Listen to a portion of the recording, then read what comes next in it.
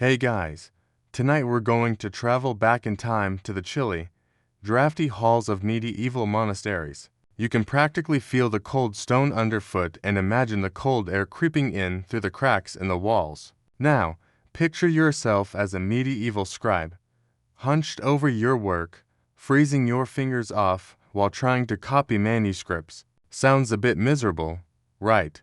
Well, that's the reality that many medieval scribes faced as they wrote their way through history, literally and figuratively, in freezing cold conditions. You probably won't survive a day in their shoes. Sorry to break it to you. I mean, the sheer cold alone would make anyone want to curl up with a blanket and call it quits. But, before you get comfortable, take a moment to like the video and subscribe, but only if you genuinely enjoy what I do here. Feel free to post where you're tuning in from and the local time. It's always fun to see where everyone's joining the journey. Now, dim the lights. Maybe turn on a fan for that soft background hum, and let's ease into tonight's journey together. Let's start by stepping into the shoes, or, more accurately, the cold, woolen shoes, of a medieval scribe, whose daily life was one of discomfort and cold, but also, oddly enough, beauty and dedication. Imagine it's a frosty morning. You've entered the scriptorium, the room where scribes worked, usually attached to a monastery or cathedral. The air is heavy with the scent of old ink, parchment, and the faint, musty smell of stone. The temperature. Let's just say it's not exactly ideal for fine motor skills. The stone walls are thick, but they're not insulated. There are no electric heaters, and no one's got a nice cozy office to work in. And yet, you're here, preparing to transcribe holy scriptures or important texts, your hands frozen stiff despite the layers of woolen gloves you're wearing. Medieval scribes weren't just writers, they were vital to the preservation of knowledge. But the conditions they worked in were, frankly, brutal. Historians still argue whether scribes ever really adapted to their frigid workspaces. Some say they were just accustomed to the cold after years of working in it, while others think it actually impacted their productivity and handwriting. So, we'll take a little look at how these brave souls kept warm, kept writing, and, most impressively, kept their work legible despite the freezing temperatures. The toolkit of a medieval scribe wasn't exactly state-of-the-art. You can imagine the frustration of trying to write with a quill pen in your hand, while your fingers are nearly numb from the cold. If you've ever tried to write with cold hands, you know it's not exactly easy.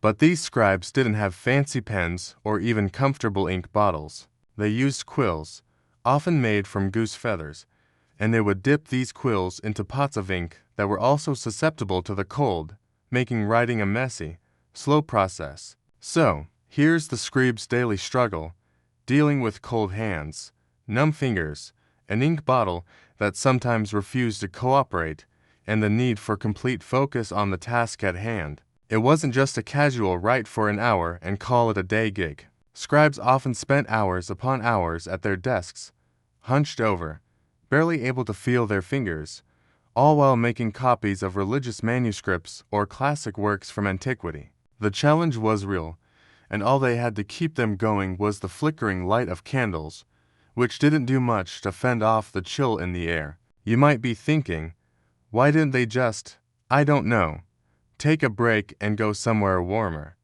Well, that's because there wasn't anywhere warmer. Monasteries were often remote and isolated, and the scribes lived there, working long days into the evening. There wasn't much in the way of heating, certainly not like we're used to today. These were places where one had to endure, and that endurance was part of their commitment to the craft. Writing was more than just a job. It was a vocation, a holy duty for many scribes, who believed their work helped to preserve the sacred words of God. It was this sense of devotion, mixed with the harsh conditions, that turned their freezing workspaces into places of deep focus and determination. Now, imagine this. You're scribbling away, day after day, fingers stiff with cold, trying to perfect your penmanship while your hands refuse to cooperate. If you're lucky, you get a chance to warm up with some food or a quick break by the fire. But more often than not, the cold seeps in again, and you're back to the grind.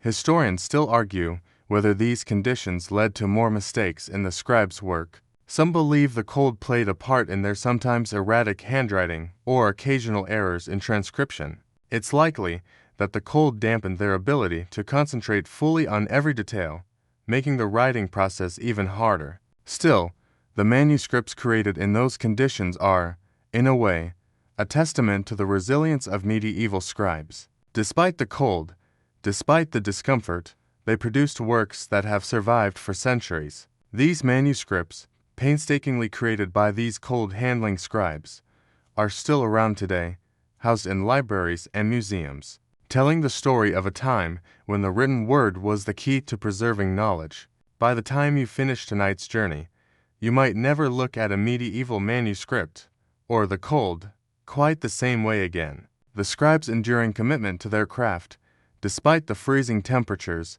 is nothing short of awe-inspiring. Their cold hands created the very words that would go on to shape the future of literature, religion, and education. We often forget that behind these sacred texts, these priceless works, were cold hands, long hours, and the quiet determination of those who didn't have a comfortable office to work in, just a stone room, a quill, and a task that needed to be completed.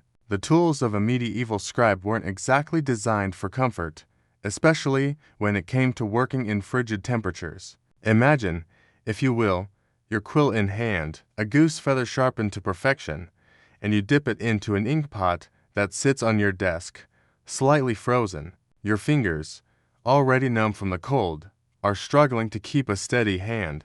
This was the reality of many medieval scribes, whose daily life was defined by both the physical toll of writing and the battle against the cold. Now, let's step into their shoes, or, rather, their shoes, or lack thereof. Medieval scribes weren't exactly dressed in the warm, cozy garb we might picture for someone spending hours hunched over a desk. Their clothing, often made of rough wool or linen, was designed for basic utility, not warmth. It was functional, but far from comfortable. A scribe's outfit usually consisted of a long robe, sometimes a woolen tunic or cloak, with nothing more than woolen socks or shoes to keep the chill out. And despite these layers, the cold still seeped through, especially in unheated rooms where the stone walls offered little protection against the winter air. Think about this for a moment. You're sitting at a desk, probably on a hard wooden chair, your back aching, trying to copy the texts of the ancients or religious works by candlelight. It's not the best setup for cozy productivity. And then, the cold. It seeps into your bones, making it impossible to feel your fingers. Yet you must keep writing, and no matter how much wool you layer on, the cold still manages to creep through. This was the life of a medieval scribe. Their hands, essential for creating the works they'd be known for, would become stiff and slow in the cold, adding an extra challenge to an already difficult task. Historians still debate the exact conditions scribes worked in. Some believe that the poor lighting, lack of proper heating, and cold conditions could have caused scribes to make more errors in their work. The chill in the air, paired with the constant battle to keep warm, could have made it harder for scribes to focus entirely on their writing. And when you're copying a manuscript, especially important religious texts like the Bible, accuracy was everything. Imagine trying to write "Thou shalt not kill" while your hands are so numb that the words might come out looking like "Thou shalt not kill." It wasn't easy. But, of course, that's not all. Scribes weren't just dealing with their hands. Imagine trying to write in the cold with your tools. The quills they used for writing, made from feathers, were sensitive to the cold. The ink, usually made from carbon and water, had a tendency to thicken or even freeze in the chill. Writing with a stiff quill on brittle parchment wasn't a pleasant experience. The ink would occasionally smear or blot, forcing the scribe to redo sections or struggle with visibility. And let's not forget about the writing surface. Medieval scribes usually worked on parchment or vellum, expensive and delicate materials. These surfaces didn't exactly love the cold either. Cold conditions could cause the parchment to become stiff, making it more difficult to write neatly or smoothly. Plus, The ink didn't sit well, cold surfaces, making it harder to achieve the level of precision required for religious texts or manuscripts that were meant to be permanent works. Yet, the scribes persevered, relying on their mastery of the craft to continue transcribing despite these physical and environmental challenges. This wasn't just a write a few notes kind of job. Medieval scribes were painstakingly copying entire texts, sometimes religious works, that took months or even years to complete. They didn't have the luxury of typing, of computers, or even the comfortable environment we're used to today. They had to focus their entire being on the work, hands shaking with cold, eyes squinting in the dim light, all while trying to maintain the accuracy that was demanded of them. But there was a bright spot in all this. These scribes weren't just workers, they were artists. As their numb fingers worked, they often added intricate details to their manuscripts, such as beautiful illuminations, ornate borders, and elaborate initial letters. Their dedication to this craft, despite the uncomfortable conditions, gave us some of the most beautiful and important works in history. Some manuscripts from the medieval period are still held up as masterpieces of artistry, and much of that work was done in these cold, uncomfortable conditions. Historians argue whether the cold itself led to the unique artistic qualities of medieval manuscripts. Some scholars suggest that the challenges of working in such an uncomfortable environment forced scribes to develop techniques that helped them work more efficiently or find creative ways to embellish the text. Others think the artistic flourishes were simply the natural result of a scribe's devotion to their craft. Either way, the cold didn't stop them from creating masterpieces. These scribes were part of a larger cultural movement in medieval Europe, working under difficult conditions to preserve knowledge, particularly religious texts. Many of the scribes were monks or members of religious orders, and they viewed their work as a holy task. The texts they were copying weren't just words, they were the foundation of faith, and the work they were doing was seen as an offering to God. Despite the freezing conditions, the constant numbness in their fingers, and the slow pace of the work, these scribes continued to transcribe and create works of lasting beauty and cultural importance. So, the next time you sit in a warm room, maybe with a cup of tea in your hand, and struggle through a bit of work, remember the medieval scribes. They didn't have the luxury of central heating, ergonomic chairs, or a technology that we take for granted today. Instead, they worked through freezing temperatures,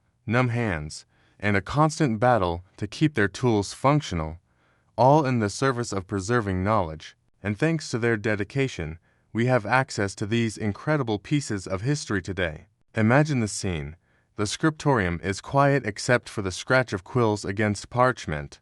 The only light in the room comes from a flickering candle, barely strong enough to penetrate the gloomy atmosphere of the cold, stone walls. You sit at your desk, bundled up in layers of wool, your breath fogging in the air as your hands, despite the gloves, are stiff from the relentless show. Every day, you face the same uncomfortable reality, writing with frozen fingers, trying to keep your quill steady despite the cold. It's enough to make you wish for even the smallest bit of warmth. But alas, the warmth will not come, not here, not in a medieval monastery. These places were often located far away from towns, isolated and removed from the hustle of everyday life. No heated offices, no warm fire nearby, just a stone building, a hard chair, and you, focused on transcribing important manuscripts that will one day be handed down through the generations. The life of a medieval scribe wasn't glamorous. It wasn't easy. In fact, it was pretty brutal. Historians still argue whether scribes were ever truly accustomed to these harsh conditions. Some claim that after years of working in cold environments, scribes likely became immune to the chill. But is that true? Could anyone truly get used to working for hours in freezing temperatures, where the ink on your quill thickens and your fingers become stiff from the cold? Others argue that the cold undoubtedly made the scribes work much harder and slower. It's not hard to imagine how the freezing conditions could negatively affect productivity. After all, when your hands are stiff and your fingers ache, it's difficult to maintain focus on the task at hand, which, in this case, was incredibly important. It wasn't just the cold that impacted a scribe's work, though. The scriptorium, being a dimly lit space, wasn't exactly conducive to long hours of delicate handwriting. The flickering candlelight did little to combat the growing darkness as night fell. Without the luxury of modern lighting, scribes often worked by the light of a single candle or oil lamp. This created not only physical strain, but also eye strain, making it harder to read the text they were copying and leading to more mistakes. The candle light wasn't much of a solution either. The air in the scriptorium was already cold and dry, and the flickering flames cast long shadows that made it even more difficult to see. The light from these humble candles didn't provide the bright, even illumination we take for granted today. Instead, it created a dim, flickering glow that could easily distort the text. But what else could they do? No electric lights, no desk lamps, just candles that barely gave enough light to read, let alone to write effectively for hours at a time. And yet, despite all these obstacles, scribes continued their work. Their productivity, while undoubtedly hindered by the cold and lack of light, was nevertheless essential for preserving knowledge. These scribes were tasked with copying not just important religious texts, but also scientific treatises, classical literature, and legal codes. What they transcribed often made its way to universities or other monasteries, becoming the foundation of intellectual life in the Middle Ages. Every painstakingly copied page was a bridge to the past, ensuring that knowledge could continue to be passed down. Scribes did what they had to do to stay productive in these harsh conditions. Some would take small breaks when possible, sipping warm drinks or sitting near the fire for a few moments, but there were few opportunities to truly warm up, and those rare breaks were often interrupted by the never-ending demand to keep writing. The manuscripts they worked on often had deadlines, whether dictated by a religious order or a wealthy patron who had commissioned the work, so there was little time to rest, even when the work was physically taxing. This unrelenting pace may explain why so many scribes complained about their working conditions. Cold hands made it harder to write clearly and quickly, and the hours spent bent over their work took a toll on their physical health. Scribes often had to write for long stretches, which led to poor posture and pain in their backs, necks, and hands. Over time, many of them suffered from chronic discomfort. Historians still argue whether the physical toll of scribing contributed to the relatively short life expectancy of medieval people. After all, the sedentary lifestyle, combined with constant cold and poor working conditions, didn't exactly help their health.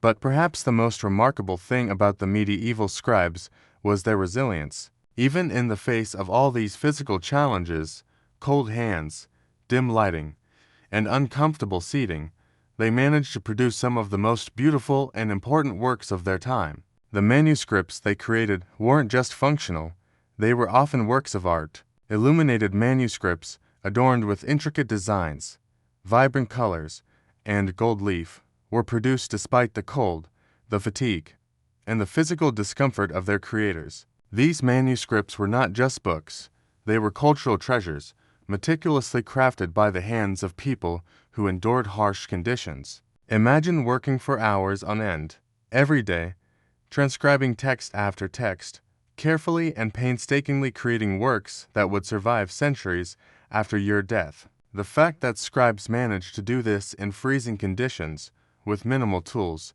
is nothing short of remarkable. Their work was more than just copying, it was a form of devotion, a dedication to preserving knowledge for future generations. So, the next time you find yourself complaining about the cold while working from your warm desk, remember the medieval scribes. They managed to keep going, day after day, despite the freezing temperatures, the dim lighting, and the physical toll their work took on their bodies. Their work not only preserved the knowledge of the ancient world, but it also created beautiful artifacts that would be treasured for generations. It's hard not to admire their perseverance, and it certainly makes you grateful for the warmth of modern technology. Now that we've got the picture of a medieval scribe's life, freezing fingers, poor lighting, and hours of relentless copying, let's talk about the environment in which they worked. The scriptorium, where all the action happened, was a very different place from the cozy,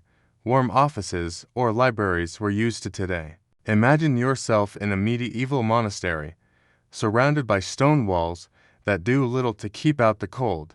These monastic settings, often located in remote, rural areas, had no central heating, not a single radiator in sight. The only source of warmth was the fire, but even that wasn't guaranteed to reach every corner of the room. The scriptorium itself was typically a large, drafty room filled with rows of desks where scribes worked. Some manuscripts were written on parchment, others on vellum, and every inch of space was utilized to ensure the work got done. The cold would seep through every crevice of the room, making it nearly impossible to escape. Even the scribe's clothing, made of wool or linen, couldn't provide the insulation necessary to keep them comfortable. You might have imagined that a simple cloak or tunic could keep out the chill, but the stone structure of the monastery made it feel like you were working in a fridge. A scribe's workspace would have consisted of a desk, a chair, and a few basic tools: parchment, ink, quills, and maybe a candle or two. But nothing fancy, no ergonomic chairs, no comfortable workstations with footrests, just a hard wooden seat and the constant battle against the cold. Some scribes might have worn gloves, but those would have interfered with their writing. The need for dexterity was constant, and gloves were just another obstacle to deal with. And let's not forget the smell, combining the mustiness of the stone room with the scent of ink and parchment. These conditions were especially tough during the winter months. The medieval winters were brutal, and without any sort of central heating or modern insulation, it was cold all the time. There was no taking a break by warming up in another room. The fire, if there was one, was usually only near the hearth, meaning a scribe would have to walk a considerable distance just to get a little warmth, probably at the expense of work. This was particularly troublesome when scribes worked long hours, transcribing religious texts or classical literature, which required total concentration and precision. So, what did scribes do to fight this constant discomfort? For one, they sought out any warmth they could find. Some scribes would huddle around the fire for a brief moment when they could, warming their hands, before retreating back to their desks. Others might take a break and try to get as close as possible to the warmth, but these moments were fleeting. The rest of the time, they endured the chill. Some monasteries might have had rudimentary space heaters, like braziers with hot coals, but these were far from effective at keeping an entire room warm. Plus, they posed a fire risk, so they weren't always allowed. In addition to clothing and space heaters, scribes sometimes turned to their food to help combat the cold. You might be wondering how food could possibly help warm someone up in the midst of such miserable conditions. Well, the medieval diet was fairly rich in hearty foods: soups, stews, meats, and bread. These meals, while providing some comfort, also helped to regulate body temperature in a cold environment. A warm bowl of stew could give a scribe the energy to push through a long day of transcribing, and the nutrients would help them stay alert. However, these meals were usually consumed quickly, leaving little time for relaxation. Despite the harsh conditions, there were moments of respite, small moments where scribes could recharge and warm themselves. But, of course, they couldn't afford to relax for too long. The religious devotion that many scribes held meant that their work was never truly done. The sense of duty to preserve sacred texts, to write holy manuscripts that would shape religious practices, was paramount. They saw their work as a vocation, a calling that went beyond the physical discomforts. Their faith drove them to keep writing, despite how their fingers ached and how their limbs froze from sitting in one position for hours.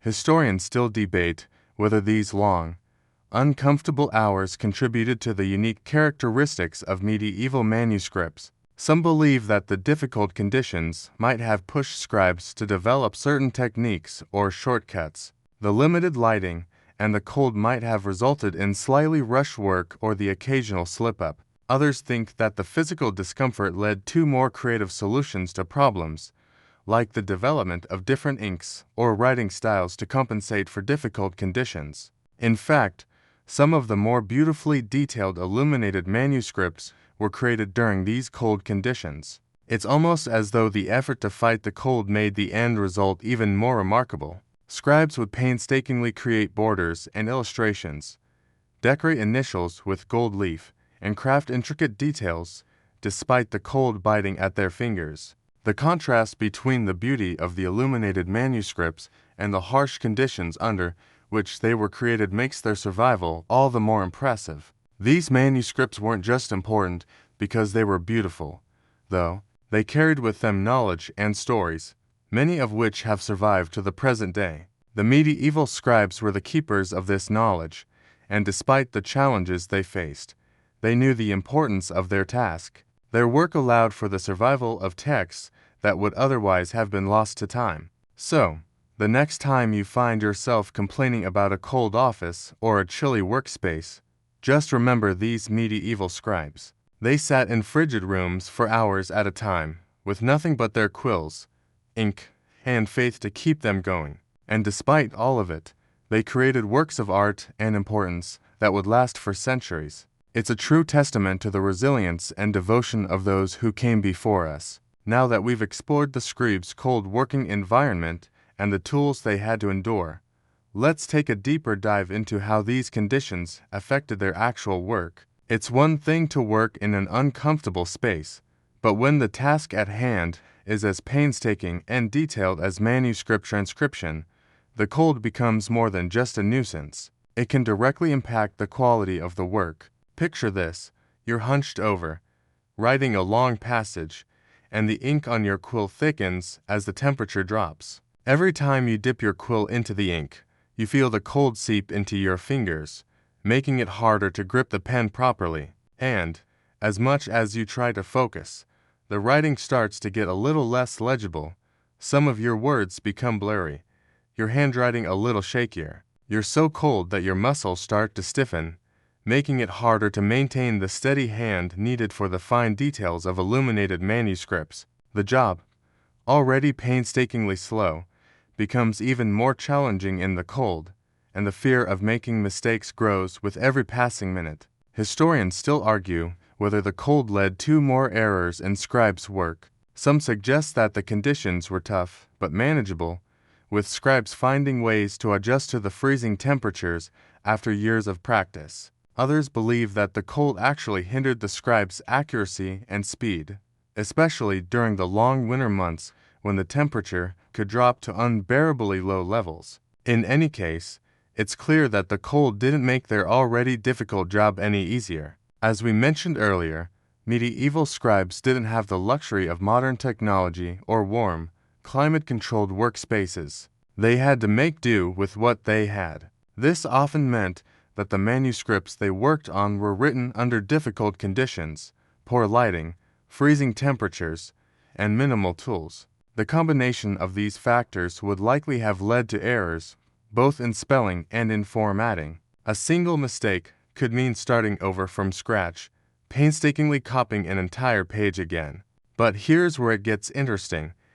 Despite these harsh conditions, medieval scribes were incredibly skilled at their craft. They had a deep understanding of their work, and many of them were trained for years to master the delicate art of transcription. The way they coped with the cold and the challenging working conditions often reflected their commitment to the work. Some scribes worked in pairs, each copying sections while the other proofread the work. Others developed strategies for keeping their tools warm and functional, such as placing the ink near the fire to keep it from freezing, or using their own body heat to warm up the parchment before writing. One of the greatest challenges scribes faced, beyond the cold itself, was the fragility of the materials they worked with. Parchment, while sturdy, was prone to damage from both the physical conditions and the natural oils in the scribe's hands. When your fingers are cold and stiff, it's even harder to control the ink and avoid smudging it on the delicate surface. And let's not forget about the quills themselves,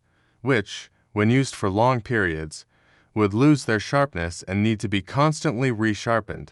The combination of freezing temperatures, slow ink, and fragile materials made it incredibly difficult to maintain the level of quality expected from scribes. Yet, they did it.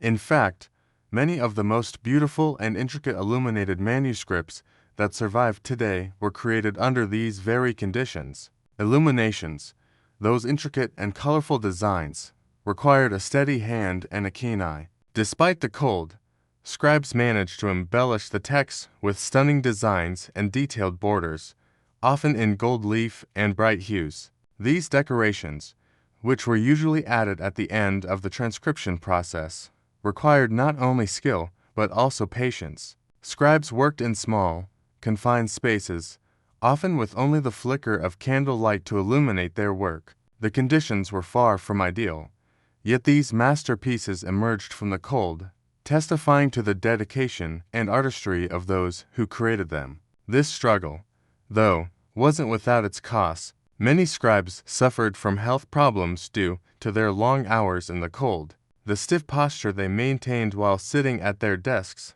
combined with the freezing temperatures, led to chronic back pain, neck strain, and arthritis. Their hands, frozen from holding the quill and ink pots, were often left sore and stiff. These physical ailments didn't just affect their work, they affected their lives. However, the dedication to their craft often outweighed the pain and discomfort, and many scribes kept working through their illnesses. Moreover, the environment in which scribes worked often led to accidents and damage to the manuscripts themselves. Even a small mistake, like a drop of ink that spilled while reaching for a warm drink, could ruin a page and set the scribe back hours, if not days, of work. The cold, the poor lighting, and the constant pressure to finish a manuscript all added to the stress of the job. But it wasn't just about creating the work. Scribes also had to ensure that the work was legible, accurate, and free from mistakes.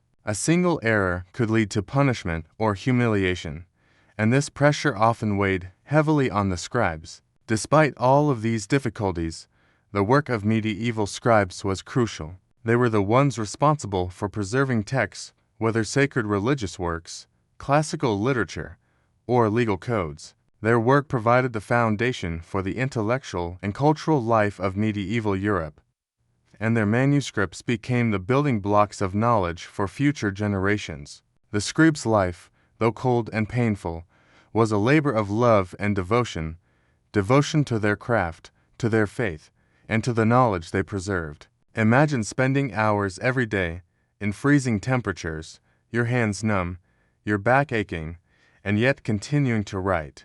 The manuscripts these scribes produced were not just words on a page, they were lifelines, ensuring that important knowledge could be passed down to future generations. Despite the harsh conditions, the scribes persevered, and in doing so, they shaped the future of medieval scholarship, religion, and culture. So far, we've learned that medieval scribes had to contend with cold hands, dim lighting, and the constant battle to stay warm in drafty, stone monasteries. These scribes, who dedicated their lives to transcribing manuscripts, were not only skilled writers, but also artists, creating beautiful illuminated manuscripts under less than ideal conditions.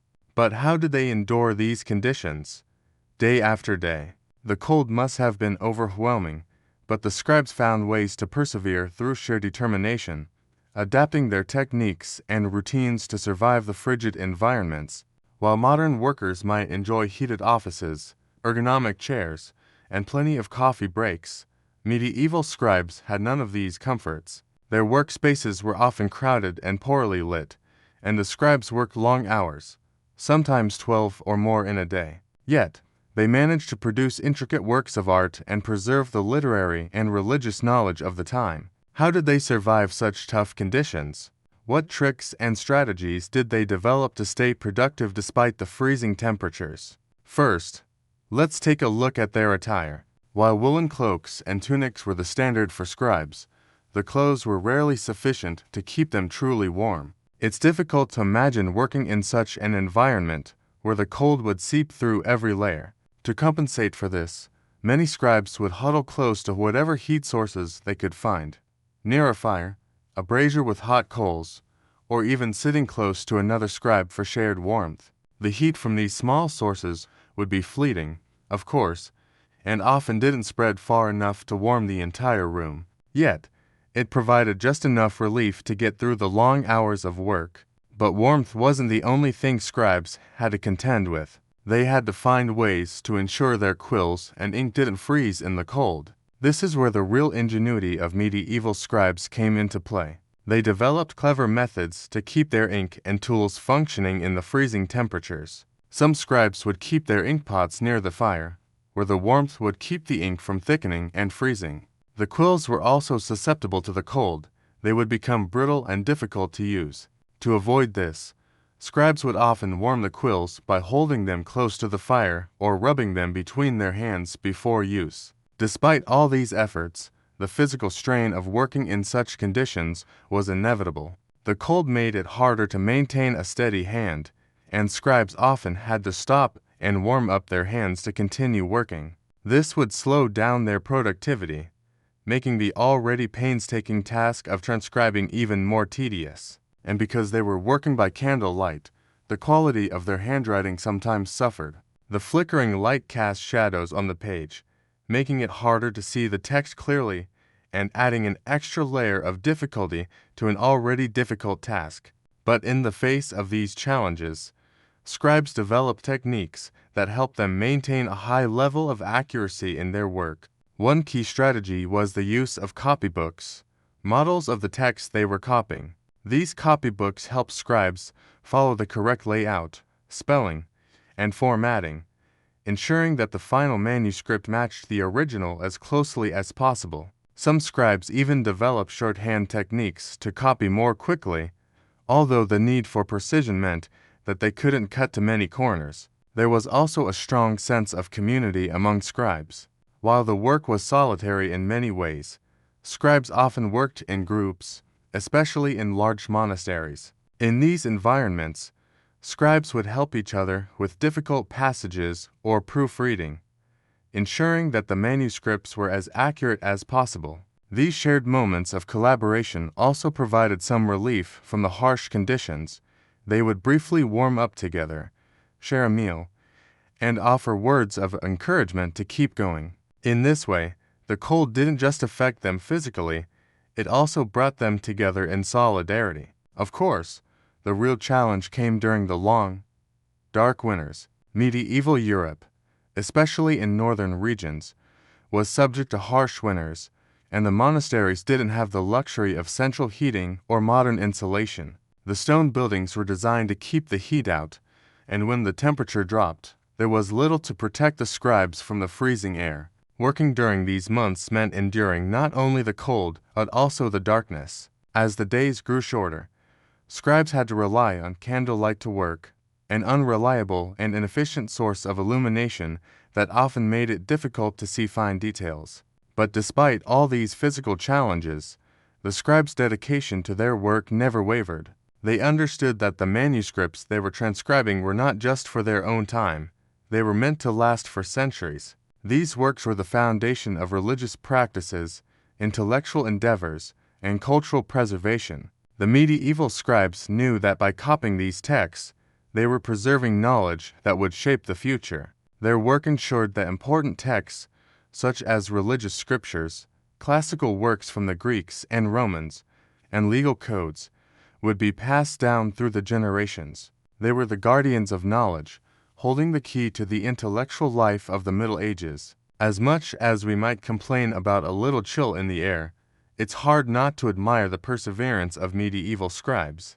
They worked through freezing temperatures, poor lighting, and minimal comfort, all for the sake of preserving knowledge. And despite these harsh conditions, they produced some of the most important texts in history, many of which have survived to this day. Their work has shaped the course of history, and the beauty of their manuscripts continues to captivate us. The next time you find yourself frustrated by a cold office or a difficult task, remember the medieval scribes. If they could work through the harshest conditions, scribing by candlelight with frozen fingers, they certainly didn't let a little discomfort slow them down. Their perseverance is a reminder of the power of dedication and the importance of preserving knowledge for future generations. Now that we've delved into the physical challenges medieval scribes faced, it's important to consider how their work impacted the manuscripts they produced, specifically, how cold hands, numb fingers, and poor lighting may have affected the quality and accuracy of the manuscripts themselves.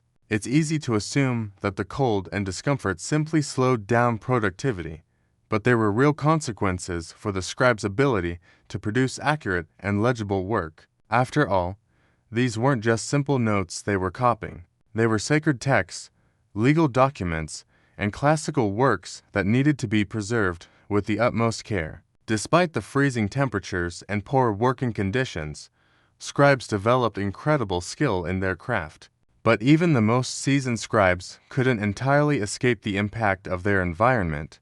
One of the biggest challenges was maintaining legible handwriting, especially during winter months when cold fingers were a constant problem. Medieval scribes used quill pens, which, as we've mentioned, had their own issues in the cold. The ink would thicken in the low temperatures, making it harder to apply smoothly to parchment. Not to mention, when your hands are numb, it's much harder to write clearly, and the delicate art of calligraphy becomes even more difficult to manage. Historians still argue whether scribes in these conditions were more likely to make errors. Some claim that the cold caused their handwriting to become erratic or less precise, while others believe that the cold actually made them more meticulous, slowing them down but leading to more careful attention to detail. For example, in the freezing temperatures, a scribe might have taken extra care to ensure each letter was perfectly formed, not wanting to waste any ink or parchment due to mistakes. However, this slowing down of the process often meant longer hours spent copying, making the job even more grueling. Some scribes even developed methods to combat the cold-induced challenges. For instance, many worked in pairs. One scribe would copy the text while the other checked for mistakes. This allowed them to split the labor and make corrections on the spot, avoiding major errors that would require them to start over. This technique became especially useful in larger scriptoriums, where multiple scribes would work on a single manuscript, passing it between them for review and addition of final details, such as illuminations. In addition to the difficulty in handwriting, the cold environment also affected the materials they worked with. Parchment, the medium most often used for manuscripts, is made from animal skin. In cold, dry conditions, parchment could become brittle, which made it more susceptible to tears or damage. A scribe would have to be extremely careful when handling the parchment to avoid ruining the work, and the process of copying had to be even more deliberate to ensure that the fragile material wasn't damaged in the cold. And then, of course, there's the issue of ink. Medieval ink was typically made from carbon or soot mixed with water, gum, and a variety of other substances. While it worked fine in normal temperatures, the cold could cause it to become thicker and less fluid, making it harder to apply smoothly. This would not only slow down the scribe's work, but could also result in blotches and uneven lines. Additionally, the cold made the ink more likely to dry quickly, which could result in unsightly smudges when the scribe's hand brushed over the page. Not to mention, the candles that provided the light for scribes working in dark scriptoriums could also cause the ink to fade or smudge if exposed to the heat for too long. The cold didn't just affect the mechanics of the work, it also took a toll on the scribe's mental focus. With each hour spent hunched over their desks in the freezing cold, they had to fight against fatigue and discomfort. It's easy to imagine that after several hours of working in near-freezing temperatures, a scribe's concentration would start to wane. The cold would make it difficult to stay sharp, and the pressure to maintain accuracy while working in these conditions must have been immense. This mental strain could also impact the overall tone and quality of the manuscripts. Scribes would have been under constant pressure to ensure their work was flawless, as the slightest error could lead to major issues, especially when transcribing religious or legal documents. In medieval times, the accuracy of these texts was paramount. Many of the works they transcribed were considered sacred or highly authoritative, meaning that the scribes had to perform at their best, despite their discomfort. A single mistake in a religious text could be seen as a significant offense. The physical discomfort of writing in the cold also likely affected the scribe's health. The long hours spent sitting at cold desks, in uncomfortable postures, could lead to chronic pain or even deformities. It's no surprise that many medieval scribes suffered from repetitive strain injuries like arthritis, carpal tunnel syndrome, or lower back pain. The cold would have exacerbated these conditions, making it harder for the scribes to work without pain. Yet, despite these physical tolls, they kept writing, seemingly undeterred. It's almost impossible to imagine the level of dedication and perseverance required to work in such conditions. Modern writers, equipped with comfortable desks, ergonomic chairs, and the luxury of central heating, can't truly fathom what medieval scribes endured.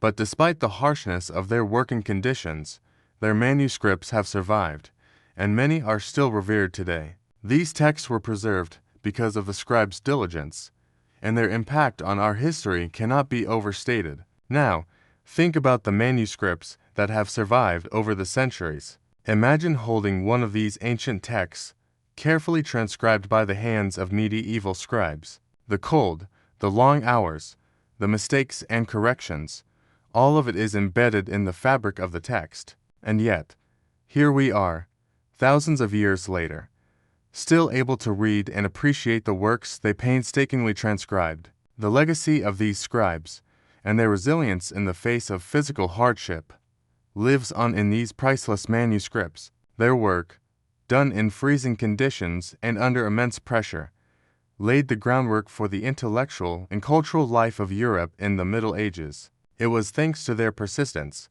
despite the hardships they faced, that we have access to the knowledge, literature, and religious texts that have shaped the modern world. So, next time you're bundled up under a blanket with a warm cup of tea, spare a thought for those medieval scribes, frozen fingers, poor light, and all, and recognize the incredible dedication it took for them to leave their mark on history. As we move deeper into the experience of a medieval scribe, let's consider the bigger picture. The scribes weren't just working in isolation. Despite their harsh conditions, they were part of something larger, a cultural and religious movement that valued their work deeply. The medieval scribe's task wasn't just about transcribing texts for personal gain or convenience. They were preserving the knowledge of entire civilizations. The manuscripts they created were not only used for religious purposes, but also to pass down knowledge, ideas, and history to future generations.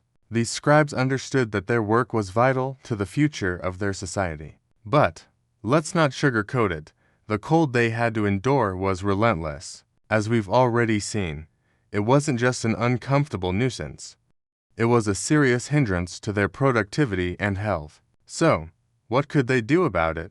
Well, medieval scribes, much like any determined worker, had a way of coping with their freezing environment, even if their solutions were less than ideal by modern standards. One method scribes used to survive the cold was their clothing. They would layer up with woolen tunics, long robes, and cloaks, sometimes multiple layers to trap body heat. Wool was a practical material in medieval Europe, providing warmth even when wet. But despite their best efforts, these clothes were often inadequate against the harsh conditions of the scriptorium. A long woolen tunic might keep them warm for a little while, but as the day went on and their bodies grew tired, the cold would inevitably creep in. For a scribe, that meant stiff fingers and poor penmanship. It wasn't uncommon for scribes to work through the chill, slowly numbing their hands, often switching between warming up by the hearth and going back to their desks. The desire to stay near the fire was real. The warm glow of the flames might offer a brief respite, but it wasn't enough to fight off the freeze in the air. This situation, believe it or not, was part of a scribe's daily routine. They were almost always working in a state of physical discomfort, and yet their devotion to their craft was such that they would ignore the cold and keep writing, literally and figuratively. The ink freezing in their quills, scribes did what they could to cope. A favorite technique to stay warm was to huddle together with other scribes. Imagine a scene where a group of scribes, cold and tired, gather around a meager fire in a corner of the scriptorium. They might be copying the same manuscript or working on different texts, but there's no denying that, In this moment, they rely on one another not only for warmth, but also for camaraderie. These moments, brief as they were, would offer some relief to the otherwise isolated and harsh work environment. Another strategy was the use of office hours of sorts. The cold would often be less intense in the morning, before the day had fully set in, and scribes would take advantage of this by working at their desks as long as they could. But as the hours wore on and the cold became unbearable, it was time for a break. Scribes would pause to warm themselves by the fire or retreat to other parts of the monastery. These frequent breaks didn't make their work any easier, though. With deadlines looming, the pressure to get back to the task at hand was always present. At times, these long, cold work days led to more mistakes than the scribes would have liked. Historians still argue over whether medieval scribes made more errors in cold conditions or whether the cold actually helped them focus more intently on their work. Some believe that the freezing temperatures slowed down their work, leading to more deliberate copying with fewer mistakes. Others think the cold was detrimental to their work, leading to scribes rushing through sections in an attempt to finish quickly and get out of the cold. Regardless, the work was still grueling and the mistakes, when they happened, could be costly. We also have to recognize that the scribes were not just producing religious texts. The manuscripts they transcribed were used for education, for literature, and for legal purposes. In some cases, these scribes were tasked with transcribing classical works from the Greeks and Romans, which meant that their role was integral not just to the church, but to the preservation of knowledge for the Western world. Despite their cold, cramped working conditions, these scribes were contributing to the intellectual foundation of Europe. Their role in preserving texts meant that future generations would have access to a vast trove of knowledge, ranging from the works of Aristotle and Plato to the writings of the early Christian fathers. Of course, despite their best efforts, there were times when cold conditions led to more than just minor mistakes. When the ink would freeze, it would create blotches on the page, forcing the scribe to start over or correct the damage. A scribble that should have been a cleary might end up looking like an O, or worse, completely illegible. While medieval scribes prided themselves on their accuracy and attention to detail, sometimes the cold simply had the final say. But what's remarkable about the work of medieval scribes is their perseverance. Despite all these challenges, the cold, the discomfort, the risk of making mistakes, they continued. Their work ethic, their commitment to preserving knowledge, was nothing short of extraordinary. They didn't let a little freezing temperature stop them from ensuring that important texts, whether religious or classical, were accurately copied and preserved. The manuscripts they created would become the cornerstone of medieval education, culture, and religion. In a way, the scribes were the unsung heroes of the medieval world. Their dedication to their craft, working through harsh conditions, ensured that we have access to the texts that shaped European civilization. Without their painstaking work, much of the knowledge we rely on today would have been lost to time. Their sacrifices, though made in cold, cramped rooms with the flicker of candlelight as their only companion, have left us a legacy that still impacts the world today. And that, my friend, is a testament to the resilience of those medieval scribes. Having explored the cold, the discomfort, and the incredible dedication of the medieval scribes, it's time to take a step back and appreciate just how crucial their work was to the very survival of knowledge throughout the Middle Ages. These scribes didn't simply copy religious texts and classic literature. They were the gatekeepers of culture, preserving the written word during a time when books were rare and precious. In an era where most people were illiterate and books were incredibly expensive to produce, the scribe's role was integral to the transmission of knowledge across generations. So, why did they keep going despite the freezing conditions, the physical toll, and the isolation? One reason is the deeply ingrained belief that their work was essential to the very survival of their faith, their culture, and their intellectual heritage. Many scribes were monks or members of religious orders, and their commitment to their craft was seen as a form of devotion. For them, writing wasn't just a job, it was a calling. The act of transcribing sacred texts, whether the Bible or other religious writings, was viewed as an act of piety and reverence. They were essentially engaged in the holy task of preserving the Word of God. In addition to religious texts, scribes were tasked with preserving classical works, legal codes, and educational texts. At a time when the Roman Empire had long since fallen and the spread of knowledge had been fragmented, scribes served as the glue holding intellectual history together. They were the bridge between the ancient world and the future. Without their efforts, many of the works of the great philosophers, mathematicians, and scientists would have been lost to time. The knowledge from the classical period, much of it preserved in the libraries of monasteries, would go on to shape the Renaissance and ultimately the scientific revolution that would follow centuries later. The scribes' work wasn't limited to just copying texts either. They also had to deal with the intellectual challenges that came with their task. They had to ensure that their work was accurate, and given the lack of modern tools, this wasn't an easy feat. It was often difficult to read the original manuscripts, which could be smudged, torn, or otherwise damaged by age. Scribes had to interpret the text, sometimes making educated guesses about letters or words that were barely legible. There were no dictionaries to consult, no editors to double-check their work, only their expertise and patience. Every manuscript they copied was a testament to their skill and devotion. Historians still argue whether scribes made many errors in their work due to the harsh conditions or the complexity of the text they were copying. Some believe that the physical strain of working in cold environments, combined with the long hours and the pressure to get everything just right, resulted in a higher rate of mistakes. Others argue that scribes were so meticulous in their work that errors were few and far between. Regardless, it's clear that the scribes' commitment to accuracy was essential. They knew the importance of the work they were doing, not just for their own time, but for the future. Moreover, the religious and intellectual contexts in which scribes worked shaped their approach to their task. Scribes didn't just copy words. They were making sure that those words would be understood and interpreted correctly by future generations. The sacredness of the texts they worked on meant that every letter had to be precise. And despite the freezing temperatures, despite their aching bodies, the scribes focused with intense concentration on getting the details just right. The cold hands, the squinting in the dim light, the cramped posture, all of it became part of their routine as they faithfully preserved the written word.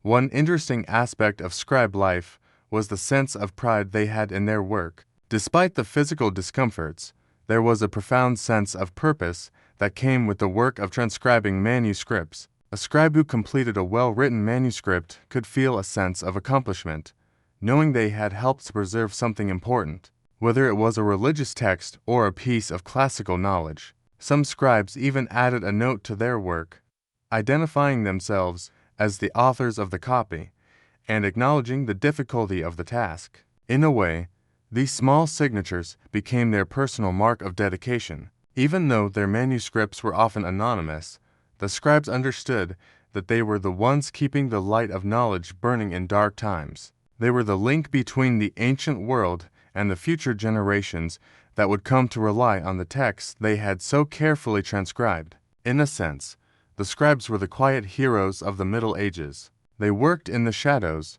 often unseen and uncelebrated, but their work would influence centuries of scholarship and culture. Let's think for a moment about how this translates to today. In the modern world, we often take the written word for granted. The ability to access books, articles, and knowledge at the touch of a button is something we now consider a given.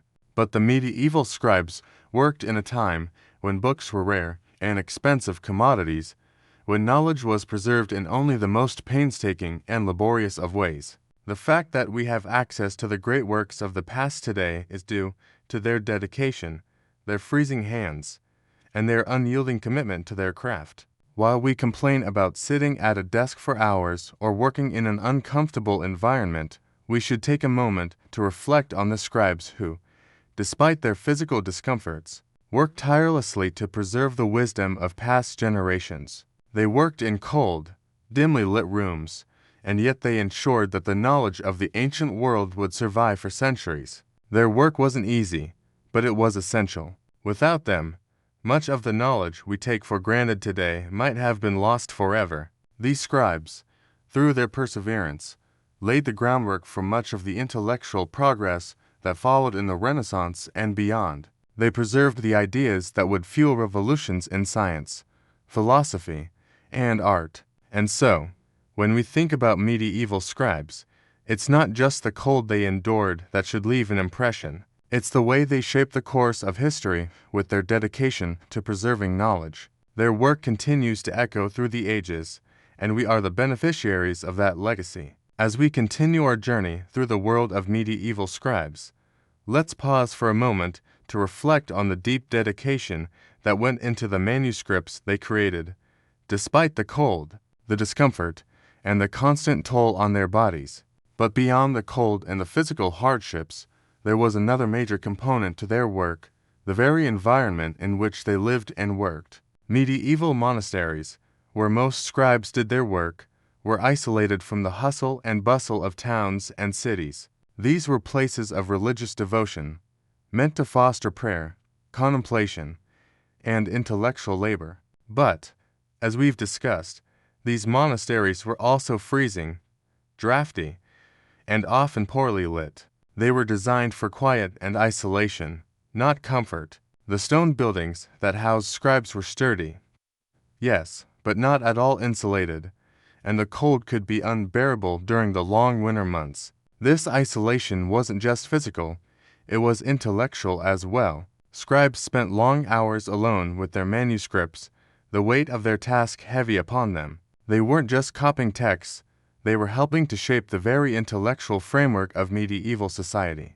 But that intellectual burden wasn't light. The work was often slow, with texts needing to be copied word for word, and every letter meticulously written. The scribes understood that the texts they were transcribing were not just for their time, they were meant to be passed down to future generations. This sense of purpose, of knowing that their work was part of something greater, helped them endure the cold and the grueling hours at their desks. Historians still debate how much of the scribes' isolation contributed to the quality and significance of the work they did. Some argue that the solitude of the monastery allowed for greater focus and concentration, resulting in higher quality manuscripts. The absence of distractions from the outside world, combined with the scribes' devotion to their faith, created an environment in which the written word became sacred.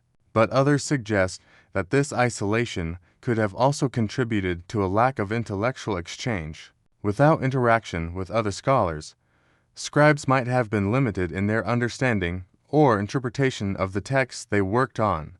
But despite the potential drawbacks of isolation, one undeniable thing is clear: the scribes' work was essential. Without their tireless labor, much of the knowledge of the ancient world would have been lost.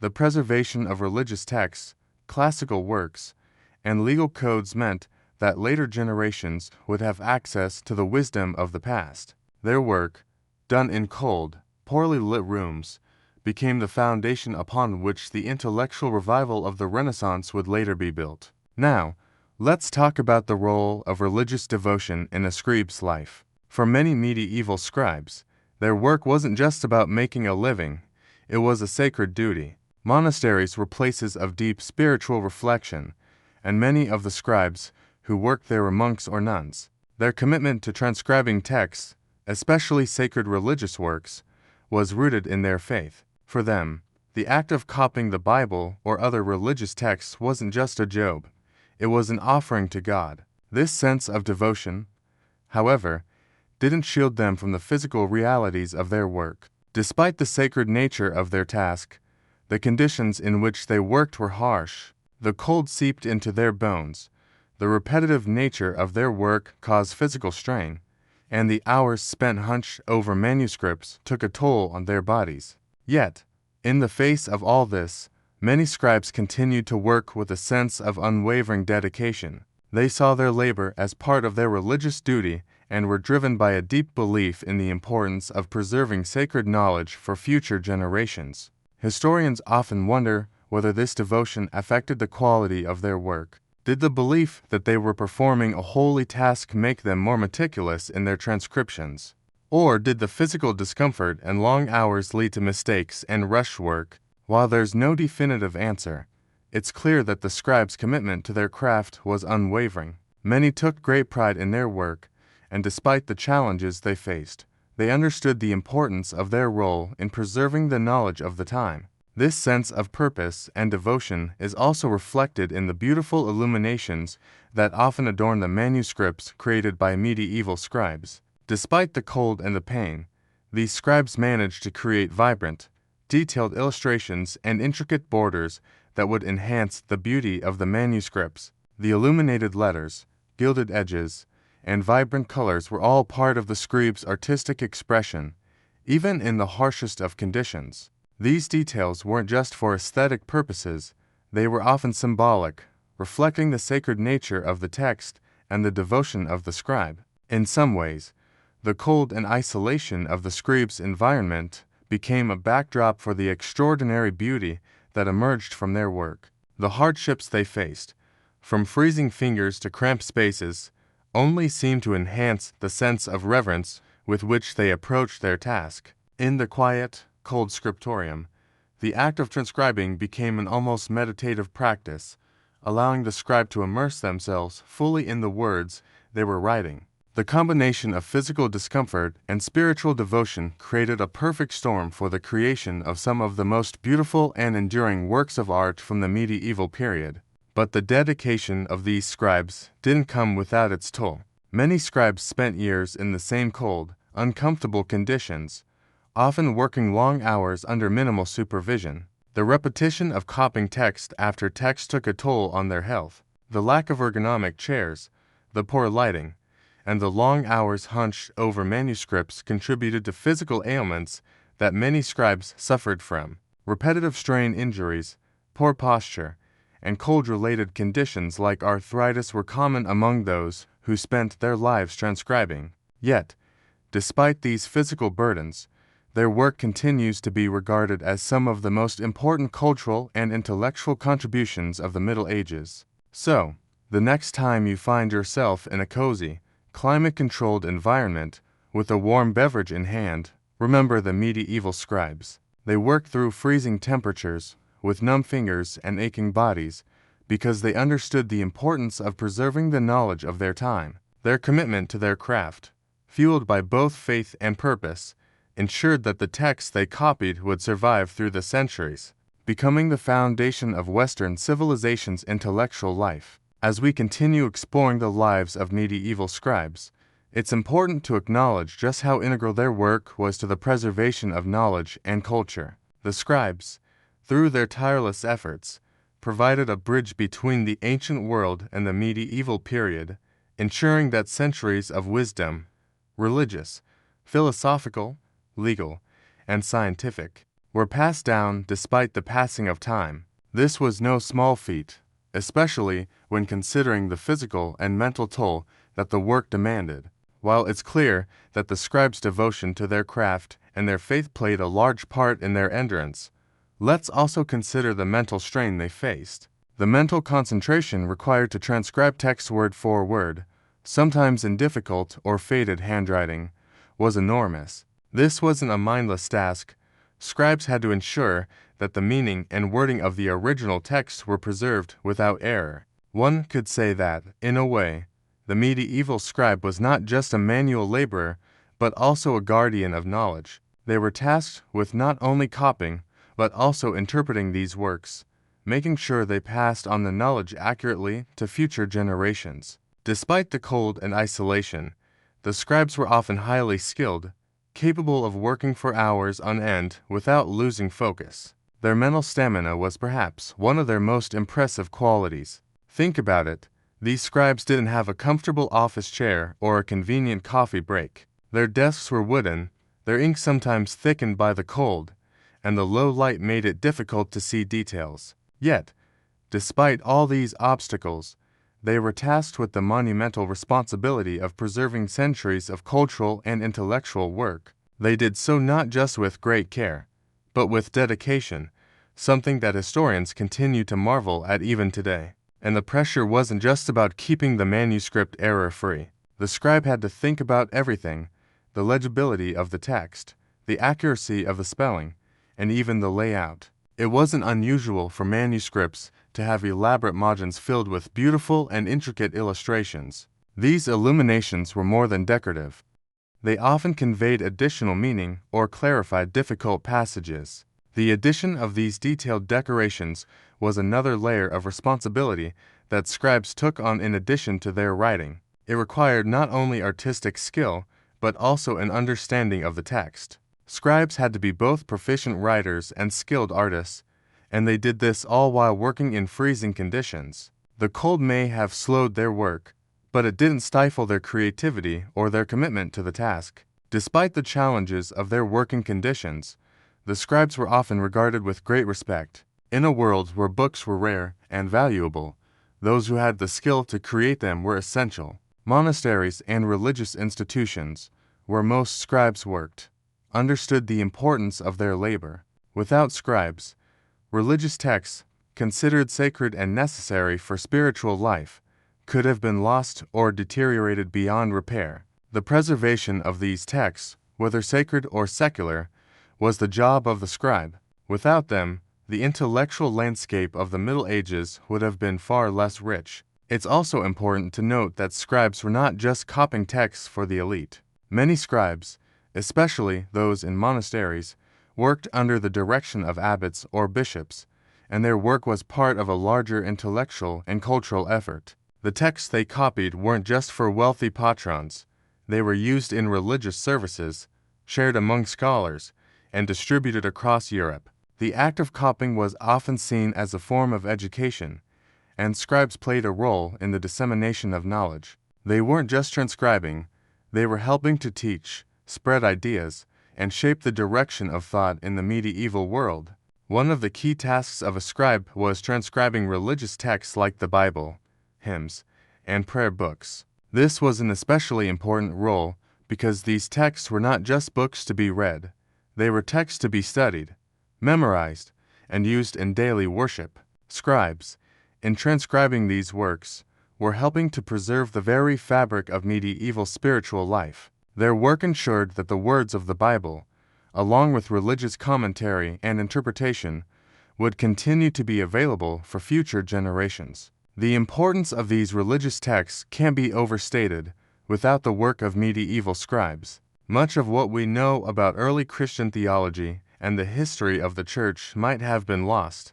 But not all scribes worked exclusively on religious manuscripts. Many scribes transcribed classical works from the Greeks and Romans, helping to preserve the writings of Aristotle, Plato, and other philosophers. These texts were not always readily accessible, and only a small number of monasteries and intellectual institutions had the resources to keep them alive. The work of the scribes in preserving and copying these texts was crucial to the later intellectual revival during the Renaissance. Without them, much of the classical knowledge that would later inspire new ways of thinking about science, art, and philosophy might have been lost. Interestingly, the role of scribes during the Middle Ages wasn't just about creating new manuscripts, it was also about maintaining and restoring old ones. Some scribes were tasked with repairing damaged manuscripts, rebinding them, and even rewriting pages that had been damaged by water, fire, or age. The preservation of these fragile documents required not only great skill, but also patience. These scribes were often the caretakers of some of the world's most important works, ensuring that they survived for future generations to access and study. The physical strain of copying and illuminating manuscripts, paired with the mental effort of ensuring accuracy and consistency, was immense. These scribes were working in difficult, often grueling conditions, and the toll it took on their health was significant. It's likely that many scribes suffered from chronic pain, back issues, and eye strain due to the long hours spent hunched over their desks, writing by candlelight. In fact, the repetitive nature of their work made it difficult for scribes to maintain good posture or avoid injury. And yet, despite this, the value of their work was clear. They were the lifeblood of intellectual life in medieval Europe. working in near constant discomfort to preserve knowledge for future generations. Looking back at their work today, it's hard not to marvel at the dedication of these medieval scribes. Their hands might have been cold, their backs sore, and their eyes strained from hours of careful work, but their devotion to their craft allowed us to inherit knowledge from centuries past. Without their work, many of the intellectual achievements we now take for granted, religious thought, philosophical works, and classical knowledge, might never have been passed down to us. So, the next time you sit down to write or study, think about the scribes. The cold, the pain, the long hours, they did it all to ensure that the knowledge of the past would be passed down to future generations. Their legacy lives on in the books we read today, and their perseverance through harsh conditions is something we should all remember as we engage with the knowledge they preserved. As we delve even further into the medieval world of scribes, let's take a moment to look at how their work continued to influence the world, even centuries after their lives had ended. By now, we know that these scribes were crucial to the intellectual and cultural preservation of the Middle Ages. But how did the legacy of their work shape the future of learning, and what impact did their tireless efforts have on the broader development of medieval society? We've already talked about the scribes' role in preserving religious texts and ancient classical works, but let's dig deeper into how they contributed to the transmission of knowledge in a time before the printing press, before widespread literacy, and before the rapid exchange of information that we have today. The scribes were the ones who kept the intellectual life of Europe alive. Their work ensured that knowledge, whether theological, philosophical, or scientific, would not only survive but thrive, passing through the hands of generations of scholars who could access these texts and continue to build upon them. Take the preservation of the Bible, for example. In medieval Europe, most people were illiterate and had limited access to books, let alone sacred religious texts, but thanks to the scribes,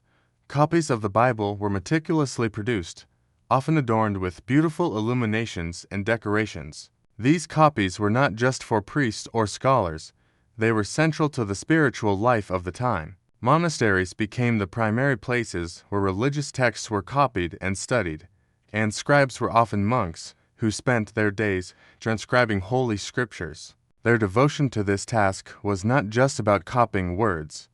It was about keeping the sacred knowledge of the Church alive and available to the future. By transcribing the Bible and other important religious texts, the scribes ensured that Christianity would continue to flourish across Europe. They were the keepers of not just the written word, but the very foundation of medieval society's beliefs and practices. Their role in preserving these texts was monumental because it allowed future generations to study and debate the religious ideas that shaped European culture for centuries to come. But let's not forget that these scribes were not just focused on religious texts. Their role in preserving the classical works of antiquity was equally crucial. The writings of ancient philosophers like Plato, Aristotle, and Cicero, along with the works of Roman legal scholars, were largely lost in the chaos that followed the fall of the Roman Empire. However, thanks to the tireless work of scribes, these texts were copied and preserved in monasteries across Europe, waiting for the day when they would be rediscovered and reignite the intellectual spark of the Renaissance. Historians often point to the Renaissance as the rebirth of classical knowledge, but what many don't realize is that this intellectual revolution was only possible because of the scribes. Their preservation of classical texts meant that when scholars in the Renaissance looked to the ancient world for inspiration, they had a trove of works to draw from. The rediscovery of Plato's works, Aristotle's writings, and Virgil's Aeneid wouldn't have been possible without those medieval scribes who spent years copying these texts by hand. Even though they were often difficult to read, frail, or damaged, the Renaissance was, in many ways, a result of the scribes' devotion to keeping knowledge alive. But it wasn't just philosophical works that the scribes preserved. They also copied scientific texts, medical treatises, and legal codes. For instance, the works of the ancient Greek physician Galen and the Roman naturalist Pliny the Elder were copied and preserved by scribes, providing a link to the scientific knowledge of the ancient world. These texts would later inspire a new generation of scholars and doctors who would push forward the field of medicine. Similarly, the legal works of Roman law were crucial for the development of medieval European legal systems. Without the scribes' careful copying, these essential pieces of intellectual history might have been lost forever. One particularly interesting aspect of scribe work during the Middle Ages was how they began to take on the role of interpreters. Since many of the texts they worked on were from a completely different era, often in languages that were no longer spoken, scribes needed to understand not just the words, but the context and meaning behind them. This led to a significant amount of intellectual activity among scribes. They weren't simply copying, they were thinking about the texts, interpreting them, and sometimes even editing them. In some cases, they might have made notes in the margins or altered certain passages for clarity or understanding, offering insights into how they interpreted the original work. Historians still debate whether this interpretation was a necessary act of clarification or whether it was an overreach by scribes attempting to impose their own views on the text. But regardless of how much they might have interpreted the texts they copied, one thing is clear: the medieval scribes were integral to the development of medieval society. They helped to preserve not only the cultural and intellectual traditions of Europe, but also the very fabric of knowledge itself. In an era when books were scarce, when literacy was limited to the elite, and when the written word was largely controlled by religious institutions, scribes were the ones who made sure that knowledge could continue to flow. It wasn't until the invention of the printing press by Johannes Gutenberg in the 15th century that the work of scribes began to fade into history. The ability to mass-produce books quickly and efficiently meant that the painstaking labor of hand-copying manuscripts became obsolete. However, the legacy of those medieval scribes endured, for without their dedicated work in preserving ancient texts, the world would have been deprived of much of the intellectual foundation that the Renaissance and modern thought would be built upon. The medieval scribes weren't just workers. They were the unsung heroes of intellectual history. They preserved knowledge, culture, and faith in the face of freezing temperatures, poor lighting, and constant physical discomfort. And, though we often take their written word for granted today, their sacrifices have shaped the very way we interact with ideas, literature, and knowledge. Their work ensured that we would have access to the wisdom of the past, laying the groundwork for centuries of learning and discovery. The next time you sit down to read a book, remember the medieval scribes, their frozen fingers, their tireless devotion, and their incredible ability to preserve the knowledge of their time. Without them, the path from the ancient world to the modern age would have been far more difficult to navigate. As we explore the lasting impact of medieval scribes, it's worth considering how their work helped to shape not only the preservation of knowledge, but also the broader development of literacy and scholarship throughout medieval Europe. Scribes were, in essence, the bedrock upon which the intellectual structures of the Middle Ages were built. They worked tirelessly to transcribe ancient texts, religious manuscripts, and even legal codes, often at the cost of their physical well-being and personal comfort. But their dedication did not just serve religious or scholarly communities, it paved the way for the spread of literacy and learning beyond the cloistered halls of monasteries. Now, you might think that literacy was largely confined to the church during medieval times, and for a large portion of the population, that's true. Monasteries were the primary centers of learning, and most scribes were monks or religious clerks. But over time, as books became slightly more accessible, literacy began to spread beyond the clergy. The rise of universities in the 12th and 13th centuries created new opportunities for lay people to learn to read and write. Monasteries, where scribes had previously worked in relative isolation, became the centers of intellectual life that supported this new wave of academic growth. Scribes played a critical role in this transition. Their work made knowledge available to those who could afford to commission manuscripts or to those connected with religious and academic institutions. While most people in medieval society were still illiterate, the work of scribes allowed universities and other centers of learning to have access to the written word. The fact that these scribes produced copies of classical works, theological treatises, and legal texts meant that knowledge could be shared, spread, and built upon over time. Each new manuscript that emerged from a scribe's desk opened the door for new ideas to circulate, new scholars to arise, and ultimately, a more informed society. This increase in literacy and scholarly activity, driven in part by the labor of the scribes, was pivotal in shaping the intellectual life of Europe. It led to the gradual emergence of Renaissance humanism, a movement that would redefine how knowledge was viewed and pursued in Europe. The classical works that scribes had carefully preserved over centuries, works by the likes of Aristotle, Cicero, and Virgil, were rediscovered and translated. These texts became the foundation of a new, human-centered understanding of the world. Without the work of medieval scribes, many of these works might have been lost, buried under the weight of time and circumstance. And yet, the work of the scribes continued in the shadow of these intellectual revolutions. Even as the Renaissance swept across Europe, and the printing press began to make books more widely available, the legacy of medieval scribes remained crucial. The transition from hand copying to printing didn't completely eliminate the need for scribes. In fact, it was often the work of skilled scribes that laid the groundwork for the early printing industry. Early printers and publishers often relied on the careful transcription of manuscripts by scribes as models for their printed works. The scribes were the ones who set the standard for precision in text and design, skills that would later be adopted by printers. In some ways, the medieval scribes were the unsung predecessors of the Renaissance printers.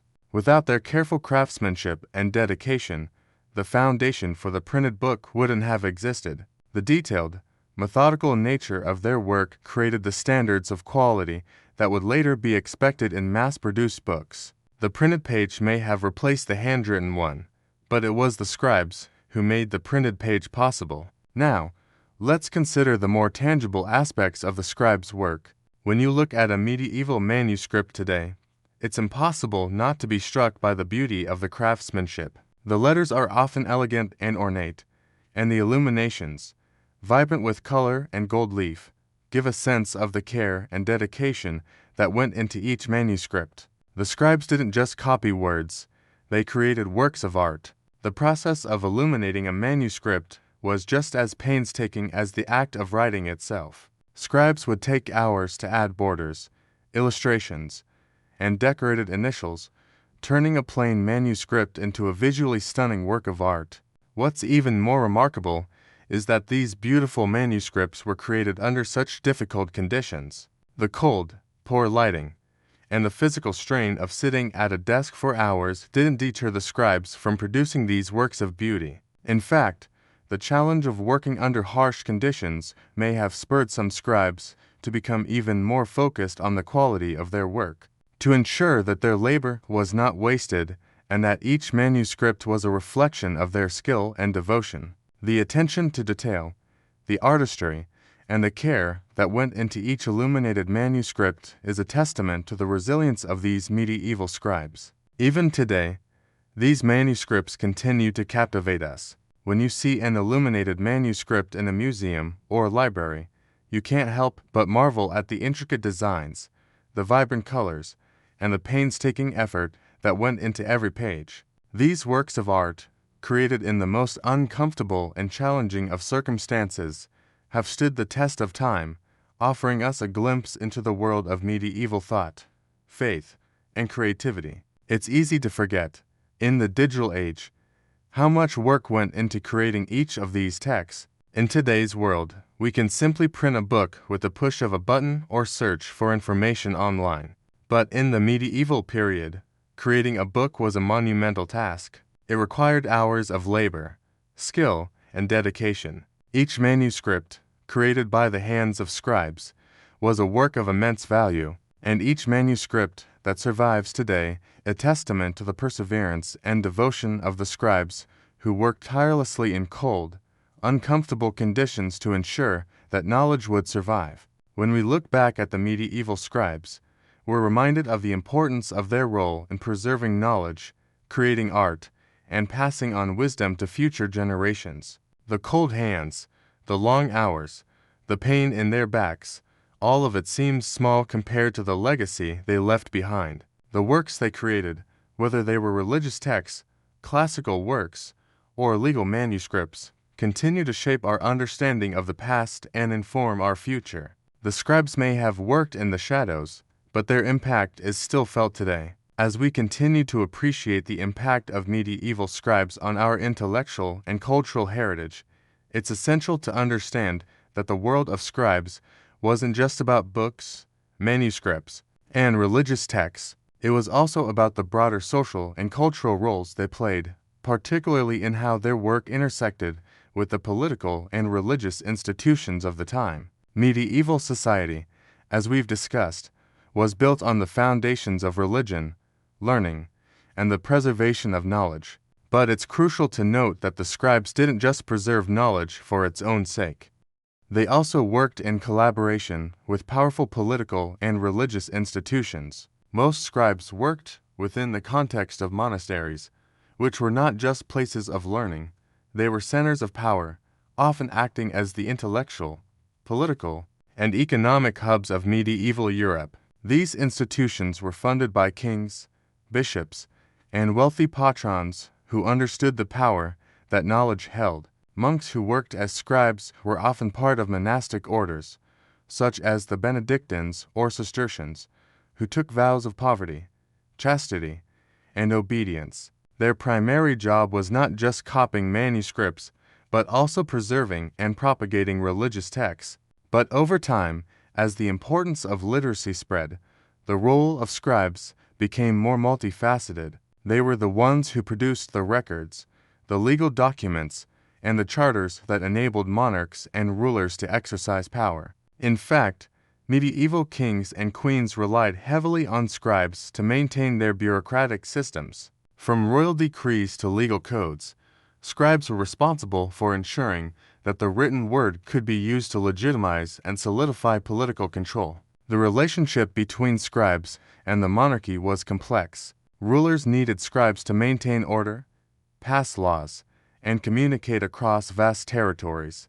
Without the careful transcription of legal and administrative documents, medieval governments would have struggled to function. Laws, proclamations, and treaties were all written out by scribes, and they acted as the intermediaries between the monarch and their subjects. This put scribes in a position of considerable power. Although their work was often physically demanding, they understood the significant role they played in the stability and governance of medieval Europe. However, there was a darker side to this role as well. The power of the scribes was limited to the extent that they worked for religious and political figures, and their work often reflected the desires of the powerful. The manuscripts they transcribed, whether legal codes, religious documents, or political charters, were not always neutral. They could be used to justify the actions of rulers or the church, reinforcing the status quo. In this way, scribes were complicit in the dissemination of ideas that may have perpetuated inequality or injustice. This complicates our view of the medieval scribe. While they were undoubtedly instrumental in preserving knowledge and culture, the content of that knowledge was often shaped by the priorities of those in power. Beyond the royal court and the monasteries, the scribes also played a role in the spread of ideas among scholars. Monasteries, especially in the early medieval period, were the main intellectual centers of Europe. However, as the intellectual revival of the 12th and 13th centuries began to take root, these scribes were among the first to bring knowledge to the burgeoning universities. It was within these institutions that the scribes' work began to intersect more directly with the secular intellectual world. Universities, still a relatively new concept, needed texts for study, and scribes were called upon to supply them. As universities began to grow, so did the demand for texts. Scribes had to meet the growing needs of scholars, often working to transcribe new editions of classic works or religious texts that were essential to the academic curriculum. The fact that universities were now a significant force in society meant that scribes' roles shifted as well. They were no longer just producing religious manuscripts. They were transcribing and producing works that were central to the intellectual development of the period. Their work in the universities helped shape the education system that would later influence the Renaissance and beyond. And, of course, there were the economic implications. Scribes, despite working under harsh conditions, played a key part in medieval economies. In many cases, scribes were paid for their work, either by the monasteries, wealthy patrons, or the state. Their ability to copy manuscripts meant that wealthier individuals could commission texts, either for religious purposes or to further their own intellectual or political agendas. Books were valuable commodities, and the scribes who produced them were often compensated handsomely, though the reward for their labor was not always proportional to the difficulty of their work. Still, the manuscripts they produced were prized possessions, traded, and circulated among the wealthy elite. While their work was crucial to the functioning of the medieval world, scribes were often among the least recognized for their labor. They were, after all, working behind the scenes in a time when written knowledge was primarily controlled by religious and political elites. Their names were rarely recorded, and their contributions were often anonymous. Yet, as we know, the manuscripts they created became the foundation for much of the learning, theology, and legal systems that define medieval and Renaissance society. Scribes didn't just provide a service, they were, in many ways, the backbone of intellectual life in the Middle Ages. Without their efforts, much of the written knowledge from antiquity, the religious traditions of Christianity, and the legal codes that structured society would have been lost. They were tasked with ensuring that the written word, as it existed in their time, would survive for future generations. In this sense, they were not only custodians of knowledge, but also participants in the intellectual life of their time. They created something that lasted far beyond their lives, impacting the generations that followed. Despite the cold, the long hours, and the physical toll of their work, the medieval scribes' efforts helped to preserve the knowledge and ideas that shaped Western civilization. Their contributions, though often anonymous, had lasting effects on the way knowledge was understood, preserved, and passed down through the centuries. The next time you read a historical document or encounter a beautifully illuminated manuscript, remember the scribes who dedicated their lives to ensuring that knowledge could endure and continue to shape the future. As we reflect on the enduring legacy of medieval scribes, it's important to consider not just the content they preserved, but the very role they played in the cultural, intellectual, and even political life of the Middle Ages. The scribes were much more than just writers or transcribers. They were active participants in the shaping of medieval society. Their work, often performed in isolation and under difficult conditions, laid the foundation for much of what we take for granted today in the world of literature, law, and academia. One of the most remarkable aspects of the scribes' work was their ability to bring ancient knowledge into the hands of those who could benefit from it. In a world where books were rare and the written word was primarily controlled by the church and the political elite, the scribes were responsible for keeping the intellectual tradition alive. As we've mentioned, their role in preserving classical texts, legal codes, and religious manuscripts was invaluable. The scribes didn't just copy texts for the sake of it, they were the custodians of intellectual history, ensuring that the works of the past would be available to future generations. But beyond just copying, scribes were also active interpreters of the texts they worked on. This was particularly true when they were transcribing ancient classical works. Many of these texts had been written in languages that were no longer in common use, or they were written in formats and styles that were difficult to understand. It was the scribe's job not only to copy the text accurately, but also to make sense of it, sometimes adding explanatory notes or making corrections to clarify meaning. This act of interpretation meant that scribes were, in some sense, the first teachers of the medieval world. They were responsible for ensuring that the knowledge they preserved could be passed on, understood, and used by those who came after them. This intellectual work, however, was often done in service to the powerful institutions of the time, the church and the monarchy. Scribes worked for monasteries, universities, and royal courts, and their manuscripts were used to consolidate power, shape religious beliefs, and justify political authority. In this way, scribes were not just passive recorders of history.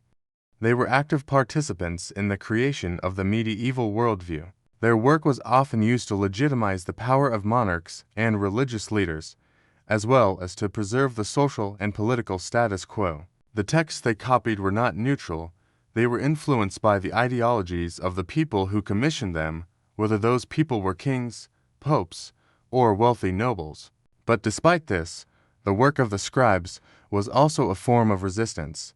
By preserving classical works and transmitting knowledge across generations, they kept alive ideas and traditions that might otherwise have been lost. The knowledge contained in those texts was not always aligned with the interests of the powers that be. In fact, many of the classical works the scribes copied were critical of the very systems of power that were dominant in medieval society. For example, the writings of the ancient Greek philosophers often advocated for democratic principles, intellectual inquiry, and the value of individual thought, ideas that were in tension with the feudal and religious order of the Middle Ages. By transcribing these works, scribes helped to keep these subversive ideas alive, even if they did not directly challenge the authority of their time. The scribes' role in preserving knowledge also extended beyond just the written word. They were responsible for the creation of manuscripts that were works of art in themselves. Illuminated manuscripts, which often featured intricate illustrations, vibrant colors, and gold leaf, were a testament to the skill and artistry of the scribes. These manuscripts were not just books, they were treasures. The process of illuminating a manuscript was a labor-intensive and time-consuming task, requiring incredible patience and skill. But the result was not only a functional text, but also a piece of art that conveyed both the beauty of the written word and the power of the ideas contained within it. And let's not overlook the personal sacrifice involved in all of this. The scribes spent long hours hunched over their desks, often working in poor lighting and enduring physical strain. They spent days, months, and sometimes years working on a single manuscript, all while enduring the cold and discomfort of their environments. Many scribes suffered from health problems as a result of their work. Chronic pain, repetitive strain injuries, and poor posture were common. Yet they continued, driven by a sense of duty and purpose. Their work was more than just a job. It was a vocation, a calling. They saw themselves as part of a larger mission to preserve knowledge, to protect intellectual heritage, and to serve their communities, whether religious or academic. In some ways, the medieval scribe was an unsung hero.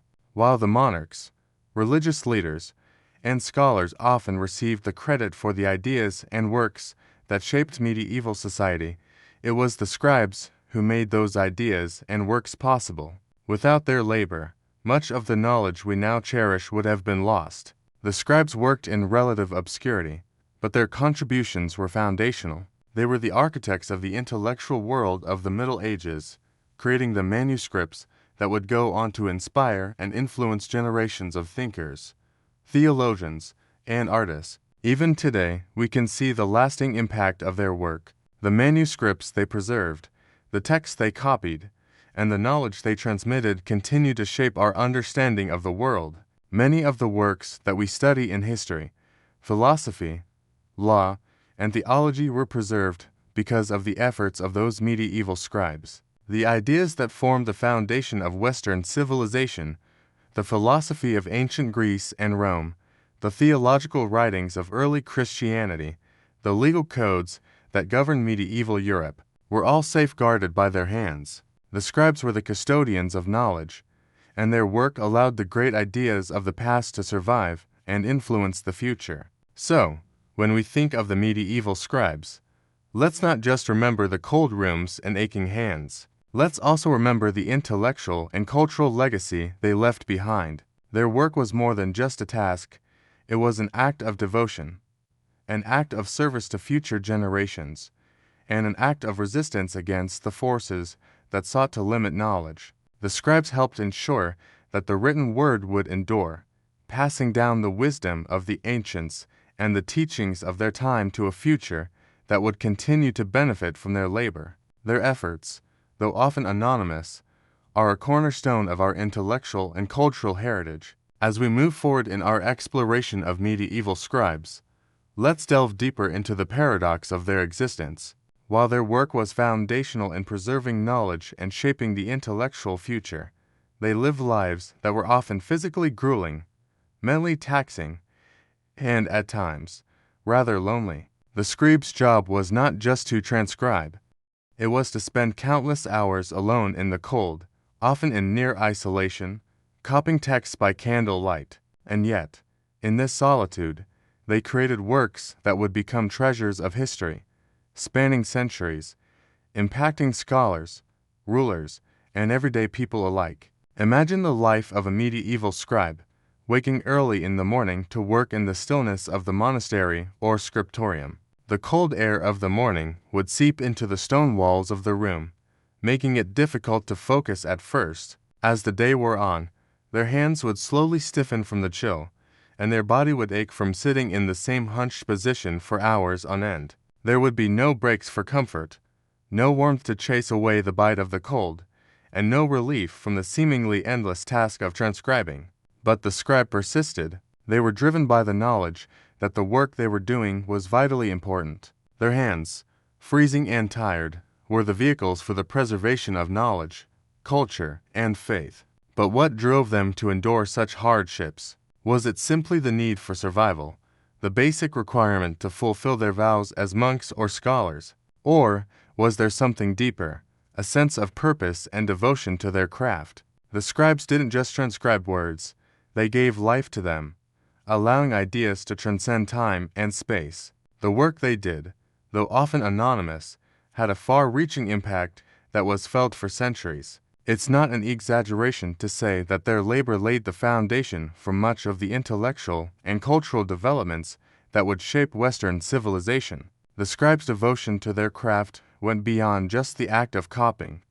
It extended to their meticulous attention to detail. They knew the importance of the work they were doing, and they approached it with the utmost seriousness. Every word had to be accurate, every letter had to be perfectly formed, and every space between lines had to be just right. They were not just copying text, they were, in a way, interpreting it. They understood the power of the written word and the role they played in preserving that power for future generations. And while they were creating beautiful manuscripts, illuminated with gold leaf, intricate borders, and vibrant colors, there was also a deeper, spiritual component to their work. Many scribes were monks, living in cloisters and dedicating their lives to prayer, study, and transcribing sacred texts. For these scribes, the act of writing was seen as a form of devotion, a way to serve God. They believed that their labor had a higher purpose, to preserve the words of the Bible, the teachings of the Church, and the wisdom of the ancient philosophers. The texts they transcribed weren't just books, they were sacred objects, meant to be revered and protected. The connection between a scribe's work and their faith cannot be overstated. For many medieval scribes, the act of transcribing religious texts was a form of worship. Each stroke of the quill was imbued with spiritual significance. By copying the Bible and other holy scriptures, they were participating in the transmission of divine knowledge. The scribe's devotion to this task was profound, and many believed that their work would have eternal consequences. They weren't just writing to preserve the past, they were ensuring that the Word of God would continue to be available for future generations to read, study, and learn from. In this way, the work of the medieval scribe was not merely about producing books. It was about preserving a connection to the divine. Each manuscript, whether a religious text or a work of classical antiquity, was part of the ongoing story of human knowledge and spiritual enlightenment. The scribes, though often overlooked in history, were the guardians of this sacred continuity, ensuring that the lessons of the past would endure long after they had gone. Their work was a silent, yet powerful, testament to their faith and commitment to preserving the knowledge that shaped the world. But while scribes were motivated by devotion, they also had to contend with the practical realities of their work. The conditions they worked in were far from ideal, and the physical toll was real. Many scribes suffered from the physical strain of sitting for long hours in uncomfortable positions, transcribing manuscript after manuscript. The cold in the scriptorium was unrelenting, and the lack of proper lighting often made it difficult to see the fine details of the text. Yet, despite these hardships, they carried on, driven by the knowledge that their work had a higher purpose. In some ways, the scribes' life was solitary. Although they were often part of a monastic community, their work required intense focus and concentration. They spent long hours alone with their manuscripts, working in silence, with only the sound of their quills scratching against parchment to keep them company. But despite this isolation, their work connected them to something much larger than themselves. Each manuscript they created was part of a greater intellectual and spiritual tradition, and their contribution to that tradition was immense. In fact, the legacy of medieval scribes can still be felt today. The manuscripts they created are among the most important cultural and intellectual treasures we have. The texts they preserved, whether they were religious, philosophical, or legal, continue to shape our understanding of history, law, and faith. Many of the great works of classical antiquity were saved only because of the work of scribes, and the sacred texts of Christianity, copied by scribes in monasteries throughout Europe, remain foundational to Western civilization. The next time you hold a medieval manuscript or read a passage from a work that has been passed down through the centuries, take a moment to think about the scribes who made it possible. They worked in difficult conditions, often in isolation and discomfort, to preserve the written word. Their labor ensured that the ideas, stories, and teachings of the past would survive and continue to influence generations to come. The scribes were more than just writers.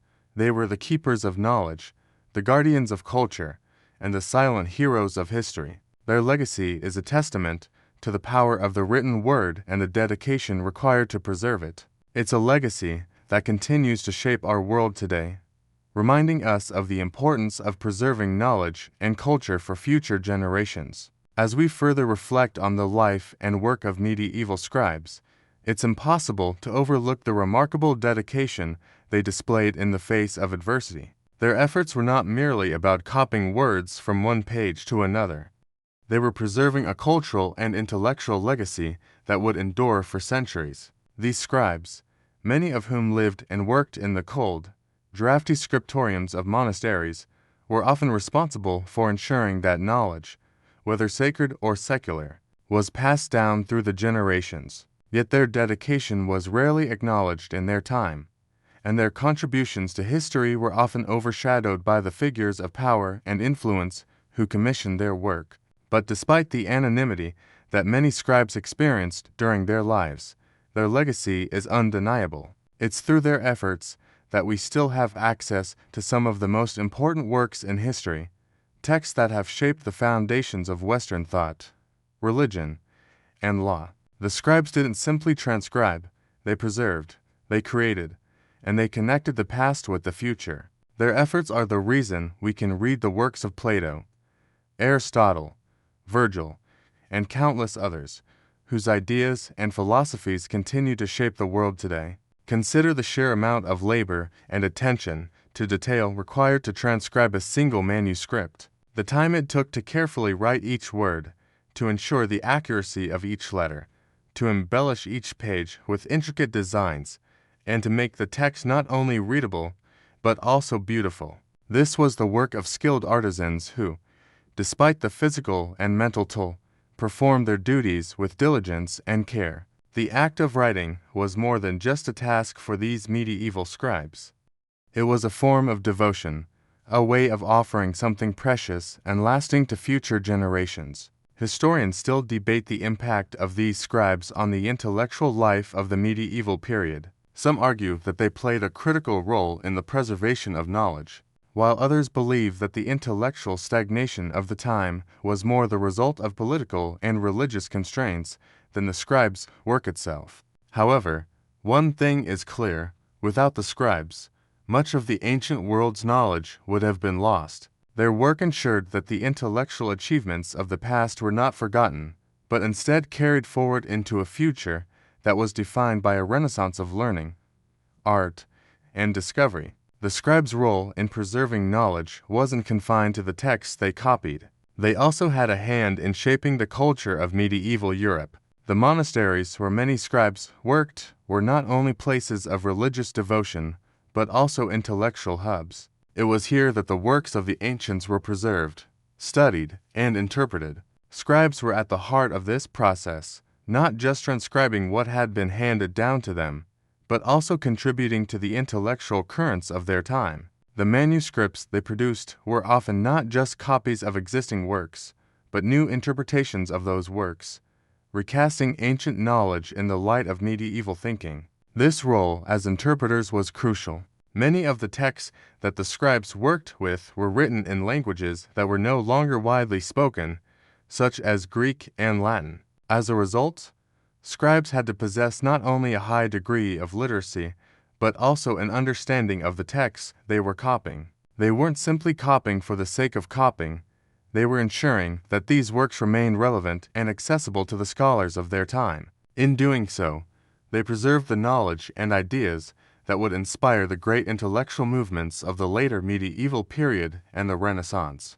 But beyond their intellectual contributions, scribes also played an important social role. They were often among the few literate members of society, and their ability to read and write gave them a certain status and influence. In the early medieval period, when literacy was largely restricted to the clergy, scribes were often in high demand. They were called upon to transcribe religious texts, legal documents, and even personal letters. They helped to spread the written word throughout Europe, ensuring that knowledge was not confined to a small, elite group, but was available to those who sought it. This spread of knowledge was particularly important in a time when literacy rates were low and books were precious commodities. Scribes were often the only means by which information could be disseminated across the vast expanses of medieval Europe. They copied texts for kings, bishops, and nobles, but they also worked on behalf of the church to ensure that religious knowledge was shared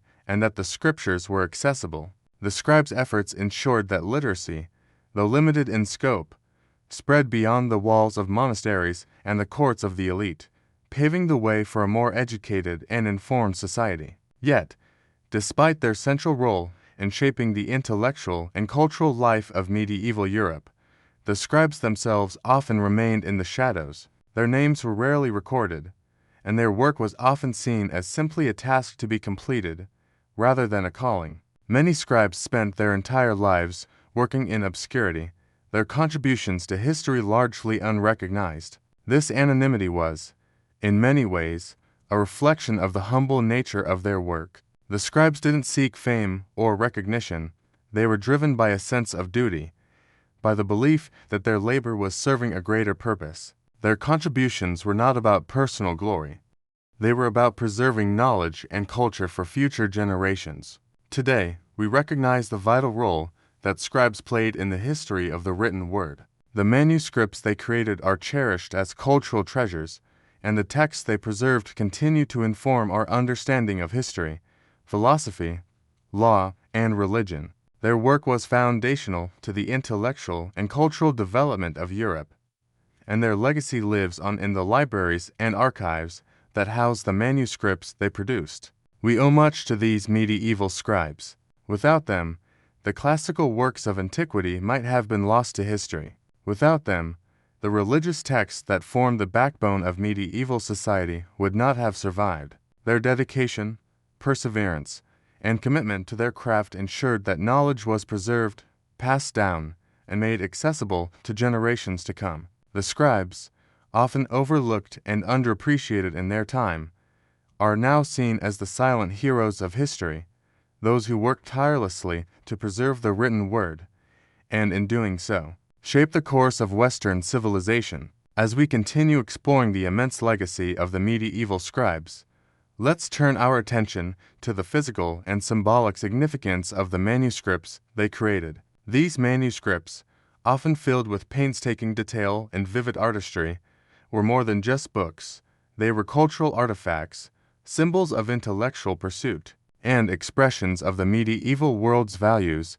In medieval Europe, the creation of a manuscript was no small feat. It wasn't just about transcribing words onto parchment. Scribes worked with tools that were rudimentary by today's standards: quills made from feathers, ink made from natural substances, and parchment made from animal skins. These materials were not only expensive and difficult to work with, but they also required a high level of craftsmanship. A single manuscript might take months, if not years, to complete. Imagine sitting day after day, transcribing text, your quill carefully dipping into ink, creating letter after letter, page after page. The act of writing itself was a slow and deliberate process, requiring both mental focus and physical endurance. Yet, it wasn't just the text that mattered. Scribes often adorned their work with beautiful illuminations, decorative borders, intricate designs, and even small illustrations. These embellishments weren't just for aesthetic purposes, they had symbolic meanings. The rich colors, the use of gold leaf, and the vibrant illustrations often conveyed deeper religious or philosophical messages. In religious texts, for example, illuminations could symbolize the divine light, guiding the reader through the Holy Scriptures. The beauty of these decorations was not just for beauty's sake. They were an integral part of the text, enhancing its meaning and elevating it to the realm of the sacred. In a time when books were rare and expensive, these manuscripts were considered treasures. A beautifully illuminated manuscript wasn't just a book, it was a status symbol, a display of wealth and power. Nobles and monarchs would commission scribes to create works for them, often paying large sums of money for a single manuscript. These manuscripts could be used as gifts or displayed in courts as proof of the owner's importance. But more than just symbols of wealth, these manuscripts represented the transfer of knowledge and culture, often serving as the foundation for learning in monasteries, universities, and royal courts. One of the most fascinating aspects of the scribes' work is the way in which their manuscripts were designed to be interacted with. Unlike modern books, which are generally used for passive reading, medieval manuscripts were often seen as objects to be reverently handled. The act of reading a manuscript was often a communal experience. Monks would read aloud from the texts, using them in religious services, or they would pass them along to other members of their community. The manuscript was not just an object, it was a tool for spiritual reflection and intellectual engagement. The effort that went into creating these books made them more than just instruments of communication. They were vessels of culture, identity, and meaning. The physical nature of the manuscripts also had a profound impact on the way that knowledge was preserved. Unlike modern printed books, which can be mass-produced and distributed widely, medieval manuscripts were unique, handcrafted works. Each one was individual, with slight differences in style, spelling, and even the arrangement of text. This uniqueness gave manuscripts a personal touch. Each one bore the hand of its scribe, with every letter, every word, a testament to the labor and devotion that went into creating it. The text was not just the information contained within the pages, it was the artifact itself. These manuscripts, while copies of older works, had their own intrinsic value, connected directly to the lives of the scribes who wrote them. But what is perhaps most extraordinary about the work of these scribes is their ability to preserve knowledge across generations.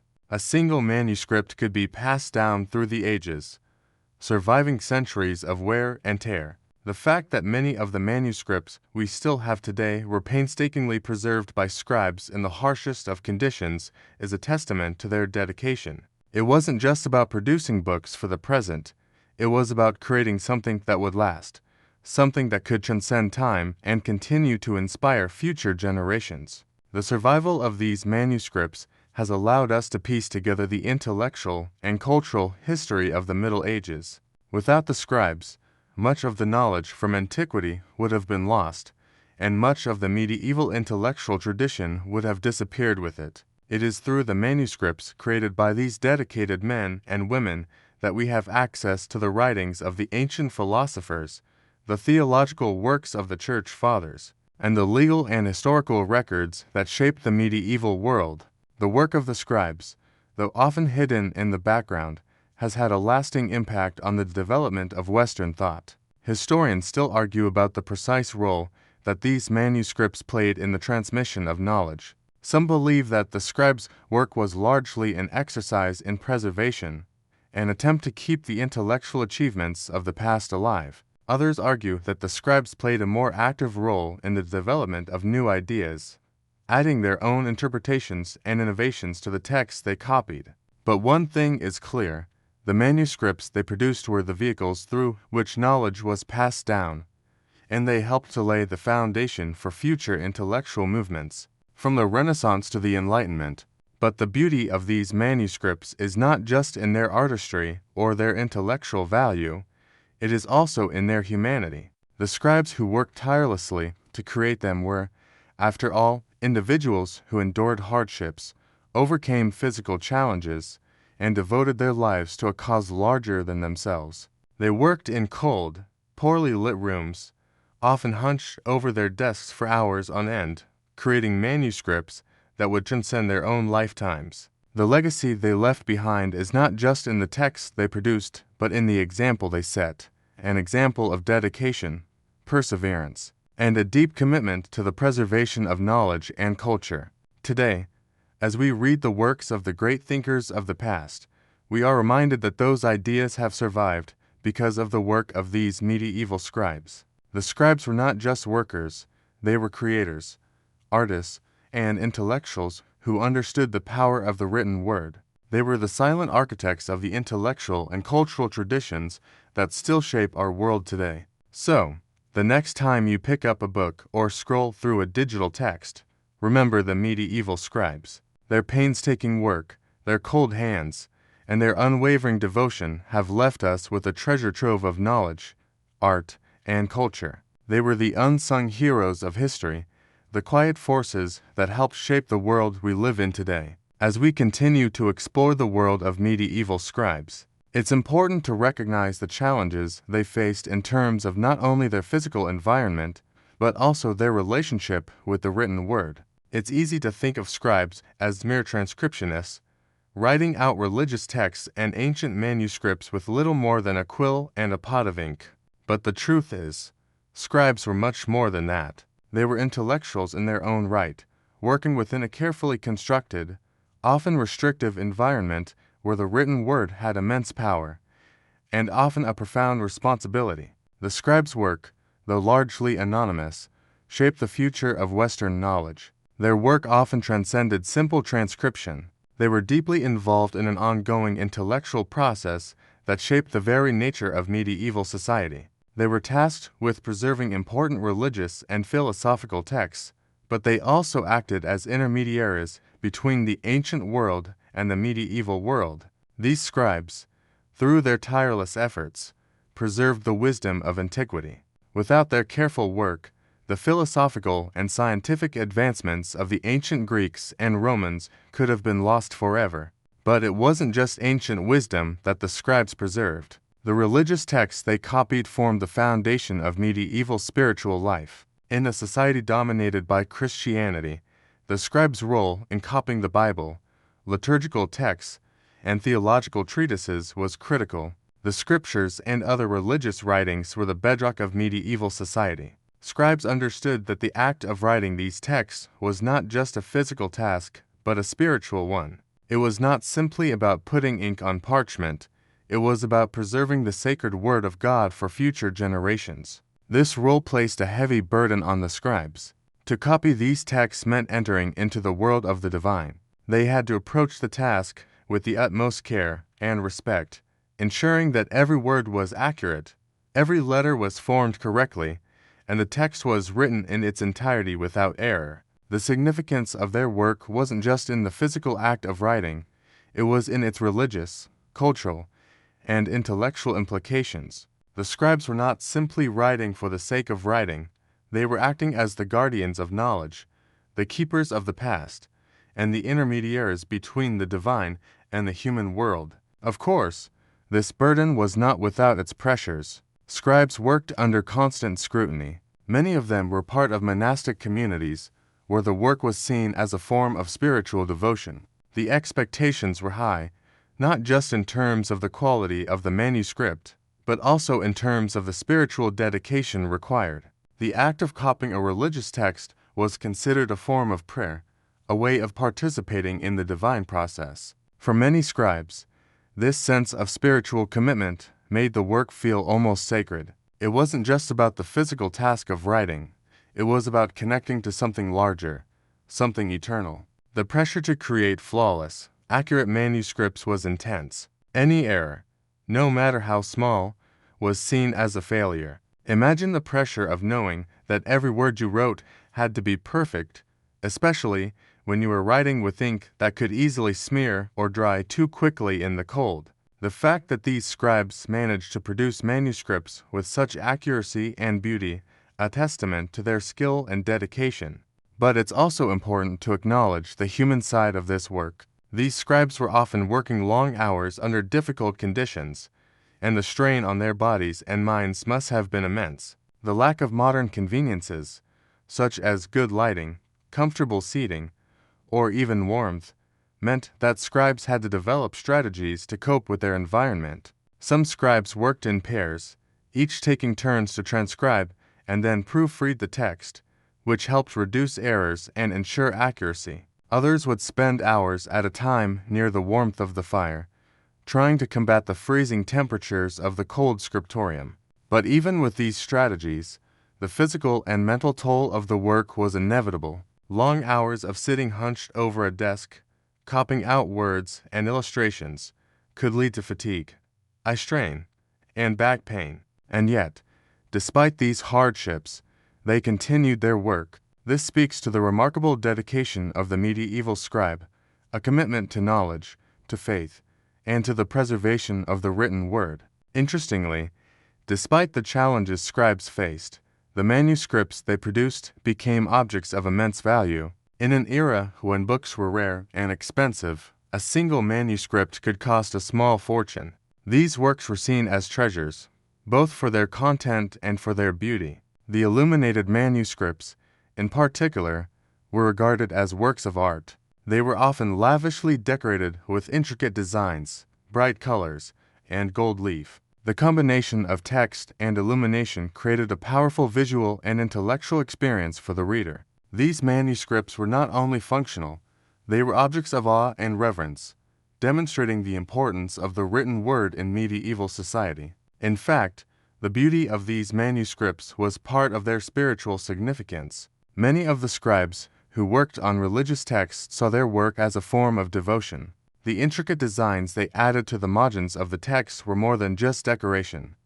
They were spiritual symbols, meant to guide the reader into a deeper understanding of the sacred word. The bright colors, the gold leaf, and the detailed borders were meant to reflect the beauty and divinity of the text they contained. The scribe's task, therefore, was not just about transcribing words, it was about creating a work of art that could help the reader experience the divine. The work of the medieval scribes is, in many ways, a study in contrasts. On the one hand, it was a grueling, physically demanding job, requiring long hours of painstaking labor. On the other hand, it was a deeply spiritual and intellectually rewarding task that allowed the scribe to connect with something far greater than themselves. The manuscripts they created were not only the result of technical skill, but also the product of deep spiritual devotion and intellectual engagement. The beauty of these manuscripts, both in terms of their content and their craftsmanship,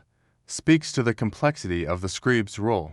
Today, we can look at these manuscripts with a sense of awe and appreciation. We can marvel at the delicate details of an illuminated manuscript, or the precision of the script, and we can recognize the tremendous effort it took to produce them.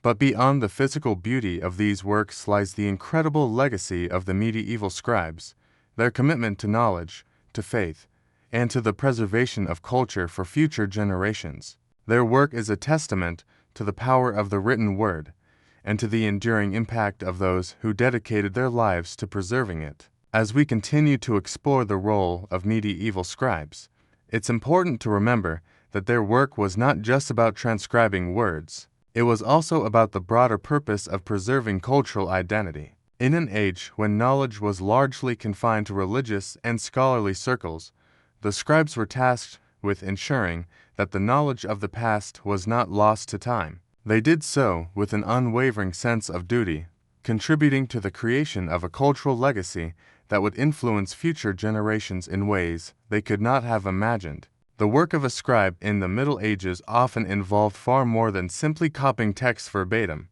It was about preserving meaning, context, and interpretation. As scribes worked their way through manuscripts, they occasionally encountered inconsistencies, missing passages, or texts written in different languages. This required the scribe to make judgment calls about what to include, how to translate or interpret what they saw, and how best to preserve the integrity of the original work. In doing so, they became active participants in shaping the transmission of knowledge.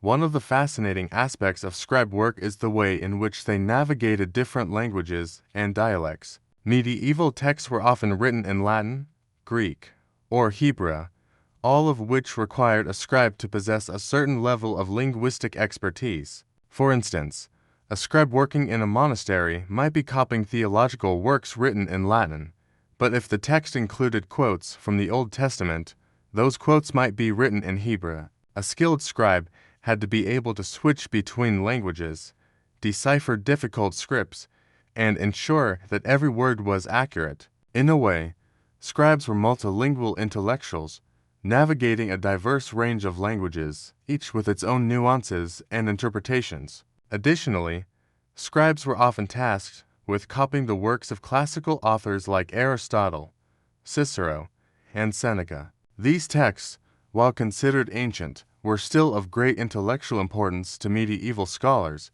and the scribes were responsible for ensuring their survival. As these works were transcribed and passed down through generations, they would influence scholars during the Renaissance and beyond. Without the medieval scribes' dedication to preserving these classical texts, many of the foundational ideas of Western thought might have been lost to history. But it wasn't just ancient texts that scribes transcribed.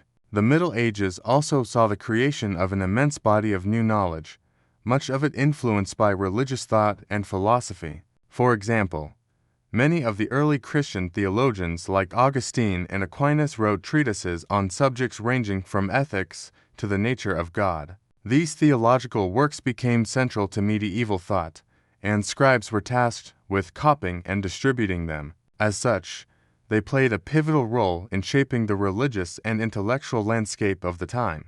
The influence of the scribes extended beyond the confines of the monastic scriptorium. As we've seen, many scribes worked on behalf of the royal court, producing important legal documents, royal decrees, and charters. These documents were essential in the consolidation of power and the establishment of political systems that would shape medieval Europe. The scribe, in this context, was not just a scholar or a craftsman, but an agent of political authority. Their handwriting was as much a tool of governance as it was of intellectual preservation. Each document they created was part of the larger political and social fabric of medieval life. As scribes became more embedded within the political structures of the time, they began to serve as intermediaries between rulers and the ruled.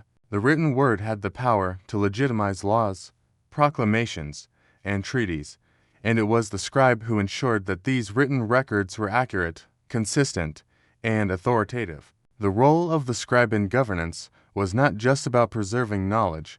It was about creating the very tools by which governments and institutions could function. Despite their central role in medieval life, the scribes often operated in the background, rarely receiving credit for the vast intellectual and cultural labor they provided. While kings, bishops, and scholars were often the public faces of the medieval intellectual and political world, it was the scribes who brought their ideas to life.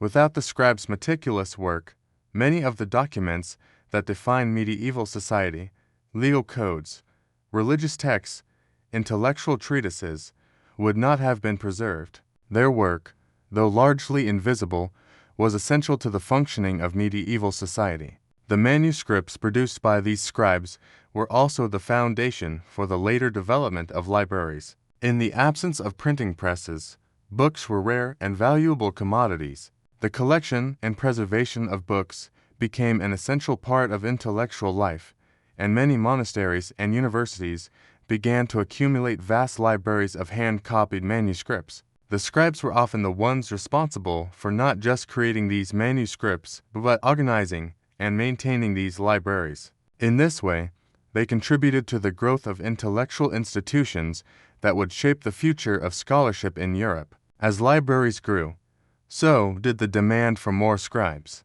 The need for written texts, whether religious or secular, increased exponentially, and scribes were constantly at work transcribing new works and copying existing ones. The rise of universities in the 12th and 13th centuries created an increased demand for texts on philosophy, science, and law, and scribes played an essential role in meeting this need. Their labor was key to the intellectual flourishing that characterized the later Middle Ages. Despite the rise of the university system and the growth of libraries, the work of the scribes remained crucial. Their role as intellectual laborers did not diminish with the advent of more formal academic institutions. The scribes continued to copy texts, illuminate manuscripts, and ensure that knowledge was preserved. Their work, as we have seen, laid the groundwork for the intellectual and cultural renaissance that would emerge in the 14th and 15th centuries. Without their dedication to preserving knowledge, the Renaissance would not have been possible. In many ways, the work of the medieval scribe represents the quiet but steadfast commitment to the preservation of knowledge. These men and women toiled in obscurity, often enduring physical hardship, but they created the intellectual and cultural foundation upon which the modern world would be built. Their contributions to the preservation of knowledge were not just about creating books. They were about shaping the intellectual and cultural life of Europe. They were not just workers, they were intellectual guardians, keepers of the past, and custodians of the future. The scribes, in their quiet, solitary work, played a crucial role in shaping the intellectual and cultural trajectory of the Western world. Without them, much of what we know about the past would have been lost, and the ideas that have shaped our world might never have reached us. So, the next time you open a book, remember the scribes. They were the unsung heroes who made it all possible, enduring cold hands and long hours to ensure that knowledge would endure across the centuries. As we near the end of our exploration into the life and work of the medieval scribes, it's impossible not to reflect on the broader significance of their labor and the role they played in the transformation of knowledge from the ancient world to the modern one. These scribes, working in isolated scriptoriums under harsh conditions, were not just the custodians of knowledge, they were, in many ways, the quiet revolutionaries who ensured that the intellectual and cultural achievements of earlier civilizations survived into the future. We often think of the Middle Ages as a time of stagnation, a dark age where intellectual progress came to a halt. However, this image is misleading. While there were certainly many challenges to knowledge dissemination, ranging from political instability to the lack of widespread literacy, the scribes were quietly working behind the scenes to preserve the light of learning. Through their hands, ancient Greek philosophy, Roman law, and Christian theology were kept alive, all while they continued to produce new works that would later influence the Renaissance, the Enlightenment, and the birth of the modern world. Perhaps the most profound legacy of the scribes is their ability to bridge the gap between different cultures, periods, and intellectual traditions. By transcribing not only religious works, but also classical philosophy and scientific texts, they connected the intellectual achievements of the ancient world with the emergent culture of the Middle Ages. Without the scribes, many of the great works of Greek and Roman thinkers would have been lost, and their ideas would have been erased from history. The scribes, in copying these texts, allowed those ideas to be studied, debated, and built upon by later scholars, creating a continuous thread of knowledge that stretched from the ancient world to the future. The scribes were also pivotal in the evolution of knowledge within the medieval period itself. As they transcribed the works of theologians like Augustine and Thomas Aquinas, they didn't just preserve those works, they also interpreted them. Many scribes took it upon themselves to correct perceived errors or to add their own annotations, helping to shape the intellectual landscape of their time. This active engagement with the text they transcribed is a testament to their intellectual curiosity and their understanding of the value of knowledge, not just as a static object to be preserved, but as a dynamic force to be questioned and expanded upon. What makes the scribes' work even more remarkable is that it took place during a period when books were incredibly rare and expensive. In a time when only a small elite could afford to commission books, the scribes worked tirelessly to produce manuscripts that would eventually circulate across Europe. These manuscripts, often illuminated and carefully bound, were valuable objects that could be traded, gifted, or shared among scholars. The very act of creating a manuscript was an investment in intellectual capital, one that paid off long after the scribe's death. Some manuscripts would travel from monastery to monastery, from court to court, ensuring that knowledge spread throughout the continent. But the act of writing was not merely about the physical task of creating books, it was about the preservation of memory. Medieval scribes understood that the texts they were working with were more than just words on a page. They were links to the past, vital connections to ancient cultures and religious traditions. By copying these texts, they ensured that the intellectual and spiritual achievements of their ancestors would not be forgotten. Each manuscript, whether it was a Bible, a scientific treatise, or a philosophical work, was a testament to human thought and achievement, and each was preserved as part of a greater intellectual and spiritual inheritance. The importance of memory in the work of the scribes cannot be overstated. In a world where written texts were the primary means of preserving knowledge, the act of copying was also an act of remembering. Each manuscript was not just a copy of a text, it was a continuation of a tradition. The scribes themselves were part of that tradition, acting as conduits through which knowledge flowed. Their role as memory keepers was deeply intertwined with their spiritual and intellectual identity. They weren't just writing words, they were preserving the essence of human understanding, a precious resource that would shape the course of history. In reflecting on the work of the scribes, we also gain a deeper appreciation for the nature of intellectual labor itself. Today, we take for granted the ease with which we can access knowledge, thanks to modern printing presses, digital technologies, and the internet.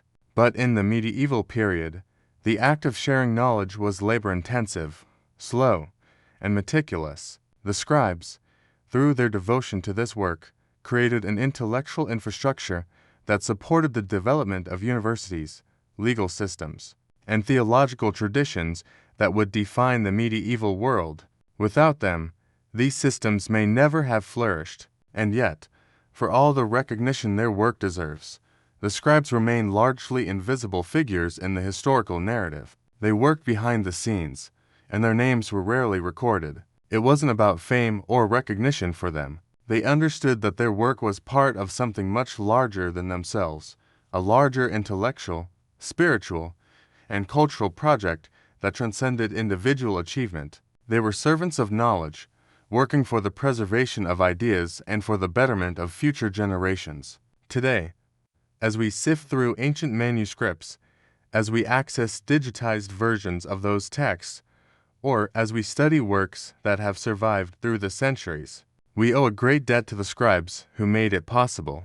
Their work continues to shape the world we live in today, providing the foundation for much of the intellectual thought, religious practice, and legal systems that define our modern world. Without their painstaking labor and commitment, much of what we know today would not have been possible. The legacy of the medieval scribes lives on in the libraries, archives, and digital collections that house their manuscripts. These scribes didn't just preserve the written word, they preserved the very essence of human knowledge, creativity, and faith. And in doing so, they shaped the future of the Western world, leaving a lasting mark that endures even to the present day. So, as we close this chapter of our journey, it's fitting to take a moment to reflect on the legacy of the medieval scribes. They may have worked in the shadows, their names often forgotten, but their contributions are undeniable. Through their hands, knowledge was preserved, Ideas were shared, and history was written. In the cold, the dark, and the silence of their scriptoriums, they kept the flame of human knowledge burning, ensuring that the wisdom of the past would illuminate the future. As we move into the final stages of our exploration into the world of medieval scribes, it's important to reflect on how their work affected the societies in which they lived. Although we often associate the scribes with the preservation of ancient knowledge, the influence of their work went far beyond the mere transcribing of texts. They were, in many ways, the architects of intellectual, social, and religious life during the medieval period. In a time where literacy was scarce and the written word was a commodity, the scribes were the gatekeepers to a wealth of knowledge that helped shape the medieval world. Their labor was integral, not just to the intellectual life of the monasteries and courts, but also to the spiritual life of the broader medieval society. In an age where the power of the written word was often seen as divine, the scribes held an esteemed position within their communities. They weren't just seen as manual laborers, they were respected as intellectuals, thinkers, and spiritual guides. Their ability to read, write, and interpret texts gave them a unique position of power. They had access to knowledge that others could not fathom, and they held the keys to understanding the deepest spiritual and philosophical truths of the time.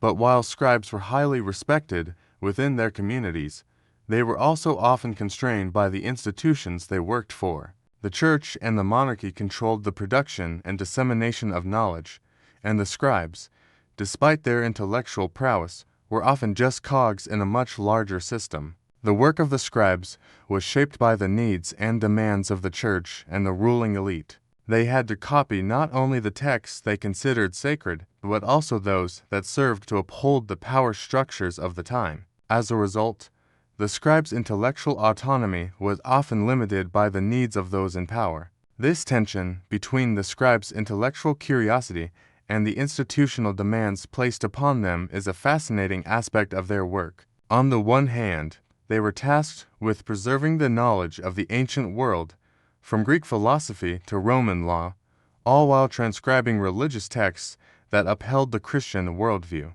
On the other hand, they were often constrained by the political and religious authorities who controlled the distribution of knowledge. The balance between these two forces, intellectual freedom and institutional control, shaped much of the scribes' work. And yet, despite the constraints placed upon them, the scribes found ways to make their mark on history. Their efforts to preserve ancient texts ensured that knowledge of the classical world survived, providing future generations with the tools they would need to engage with philosophy, science, and literature. Many of the works they transcribed, such as the writings of Aristotle, Plato, and Cicero, would go on to shape the intellectual currents of the Renaissance and beyond. Furthermore, their work as preservers and transmitters of religious texts allowed Christianity to flourish in Europe. The Bible, as well as other important theological works, was preserved and distributed by scribes, ensuring that Christian teachings could be passed down through the generations. Without the scribes, the religious foundation of medieval society might have eroded over time, and Christianity's influence on the development of Western civilization could have been diminished. The scribes, therefore, played a pivotal role in maintaining the religious integrity of medieval Europe. As scribes worked to preserve knowledge and religious texts, they also helped to develop the intellectual and cultural infrastructure that would support the growth of universities in the 12th and 13th centuries. Universities became the centers of learning and scholarship in Europe, and they relied heavily on the manuscripts that the scribes produced. These early universities, which were often connected to the church, were responsible for the development of a new intellectual tradition, one that blended classical knowledge with Christian theology. The scribes, through their careful transcription of texts, played an integral role in the intellectual formation of the medieval universities, which would later become the breeding grounds for the scientific and philosophical revolution of the Renaissance. Yet, for all their efforts, the scribes remained largely invisible to the wider society. While their manuscripts were highly valued, the scribes themselves were not always recognized for their contributions. Most scribes worked in anonymity, their names rarely recorded in the texts they produced. It is only in hindsight that we begin to appreciate the immense value of their labor. They were not just transcribing words, they were preserving the intellectual heritage of the ancient world, the theological wisdom of the Church, and the legal systems that would guide European society for centuries. This anonymity is part of what makes the Scribes' role so fascinating. Their work was crucial to the survival of knowledge, yet their contributions often went unacknowledged. They worked in the shadows, creating manuscripts that would be passed down through the ages, but never receiving the recognition they deserved. Their work was often a solitary endeavor, carried out in the silence of the scriptorium, and yet it was central to the intellectual and spiritual life of medieval Europe. The scribes' anonymity also speaks to the humility with which they approached their work. They did not seek fame or recognition. They were driven by a sense of duty to preserve knowledge for future generations. They understood that their work was part of something much larger than themselves, and their labor was dedicated to a cause greater than personal glory. This humility, combined with their dedication to preserving the written word, makes the medieval scribe one of the most fascinating and, in many ways, tragic figures in history. But while the scribes may not have been celebrated during their lifetimes, their legacy lives on in the manuscripts they produced. These manuscripts, which survive centuries of wear and tear, continue to shape our understanding of the past. They are treasures that offer us glimpses into the intellectual, spiritual, and cultural life of the Middle Ages. Through their careful transcription, the scribes preserved the foundation of Western civilization, ensuring that the wisdom of the ancients and the teachings of Christianity would endure. Today, we owe much of our knowledge of the medieval period to the work of the scribes. The texts they preserved, the manuscripts they created, and the knowledge they transmitted continue to shape our understanding of history, philosophy, religion, and law.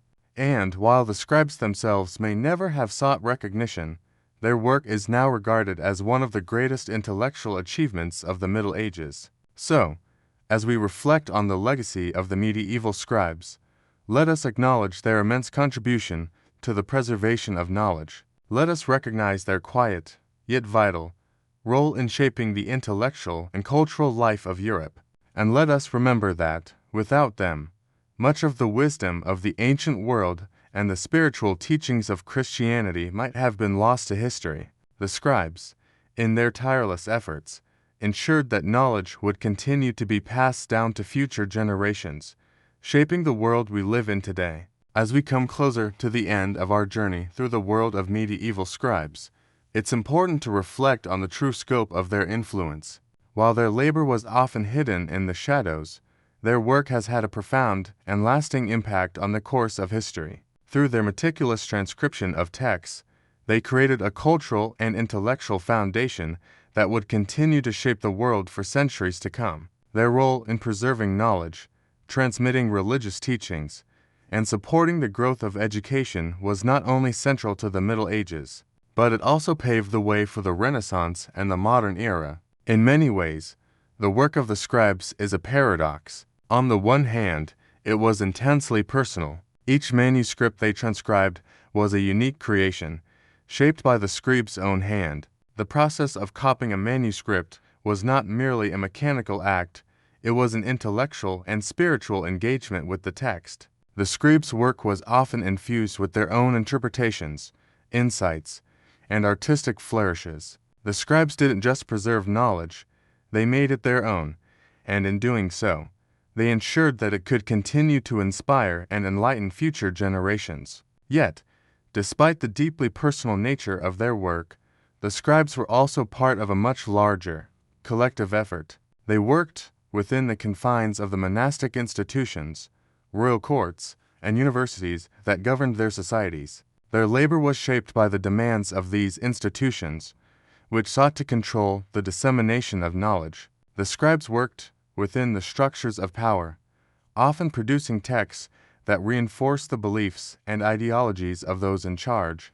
But their work was also a form of resistance. By preserving the ideas of the ancients and transmitting them to future generations, The scribes ensured that the intellectual traditions of the past would not be lost, even in the face of political and religious constraints.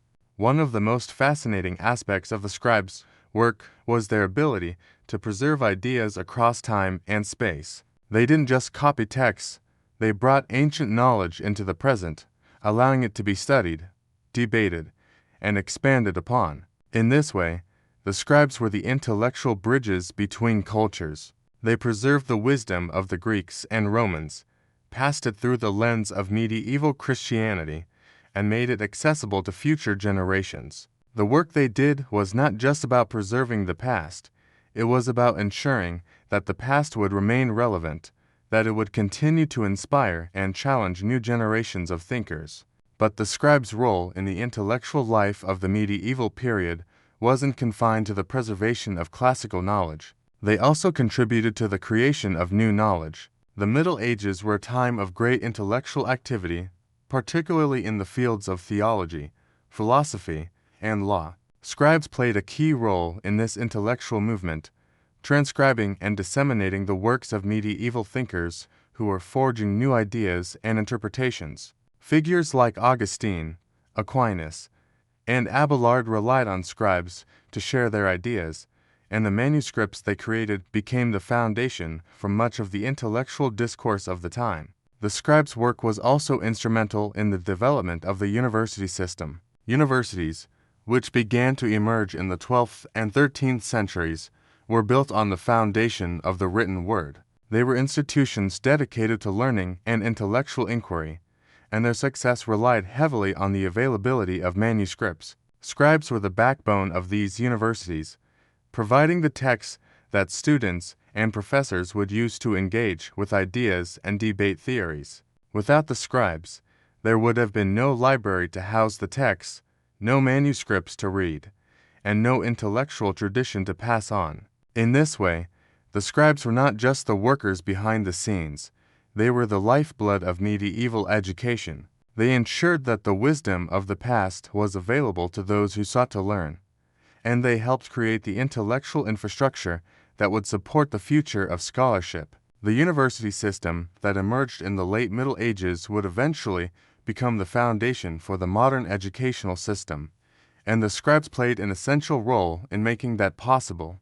And while the work of the medieval scribe may seem distant to us today, their influence continues to be felt. The manuscripts they created are still with us, stored in libraries, museums, and archives around the world. These manuscripts are treasures that offer us a window into the past, allowing us to understand the intellectual, cultural, and spiritual life of the Middle Ages. The scribes' careful transcription of religious texts, classical works, and legal codes has shaped our understanding of history, religion, philosophy, and law. In this sense, their work is timeless. The ideas and knowledge they preserved continue to be relevant, and their legacy lives on in the institutions and traditions that were built upon their efforts. But the scribe's legacy is not just about the preservation of knowledge, it's also about the act of preservation itself. The scribes, through their painstaking work, showed us the importance of safeguarding knowledge for future generations. In an age where knowledge was fragile and easily lost, they understood that the written word was not just a means of communication, it was a way of ensuring that ideas would endure, that wisdom would be passed down, and that the intellectual and cultural achievements of the past would continue to inform the future. Today, in a world where information is transmitted at the speed of light, it's easy to forget the labor and dedication that went into preserving knowledge in the past. But as we reflect on the work of the medieval scribes, we are reminded of the importance of the written word, the value of knowledge, and the need to protect both. The scribes, in their quiet, solitary labor, preserved the wisdom of the past and ensured that it would continue to illuminate the future. So, as we close this final chapter on the life and work of medieval scribes, let us acknowledge their profound impact on the world. They were not just transcribers, they were the guardians of knowledge, the protectors of wisdom, and the builders of intellectual legacies. Their work continues to shape our world today, and their contributions, though often overlooked in history, are invaluable. The scribes, through their labor, made the past part of the future, and in doing so, they ensured that knowledge would never be forgotten. As we approach the conclusion of our journey through the world of medieval scribes, it's worth taking a moment to appreciate the broader impact of their work on human culture and progress. The scribes were more than just the custodians of knowledge in the Middle Ages. They were active agents in shaping the intellectual trajectory of the Western world. In a time when the written word was scarce, their role in preserving and transmitting knowledge was nothing short of revolutionary. They may have worked in obscurity, but their contributions were foundational to the intellectual and cultural developments that would follow. The work of the scribes was critical to the preservation of not only religious and philosophical texts, but also practical knowledge in a wide array of disciplines. Take, for instance, the scientific manuscripts they transcribed. Though the Middle Ages were often thought of as a time of intellectual darkness, many medieval scribes were engaged in transcribing and preserving ancient scientific works, which would later inspire the scientific revolution. Works by Greek and Roman scholars like Galen, Ptolemy, and Hippocrates, along with Arabic translations and commentaries, were carefully copied by scribes and circulated throughout Europe. Without these preserved texts, the knowledge of ancient science might have been lost to time, and the Renaissance, with its surge of intellectual curiosity and scientific inquiry, may not have happened in the same way. In fact, one could argue that the medieval scribes' preservation of scientific knowledge was crucial in igniting the intellectual spark that led to the scientific revolution of the 16th and 17th centuries. Their work kept ancient texts on astronomy, medicine, mathematics, and engineering alive, and these ideas would later be revisited and expanded upon by the likes of Copernicus, Galileo, Kepler, and Newton. The scribes, in their quiet, painstaking labor, ensured that the foundational knowledge required for the scientific breakthroughs of the Renaissance and Enlightenment would be available to those who sought it. The scribes also played a vital role in the preservation of literature. The works of Homer, Virgil, and Ovid, as well as the poetry of the early Christian era, were passed down to us largely because of the efforts of medieval scribes. These texts, once thought to be lost, were copied and preserved by scribes who believed that literature, like knowledge, was worth safeguarding for the future. The act of copying literature wasn't merely a mechanical process.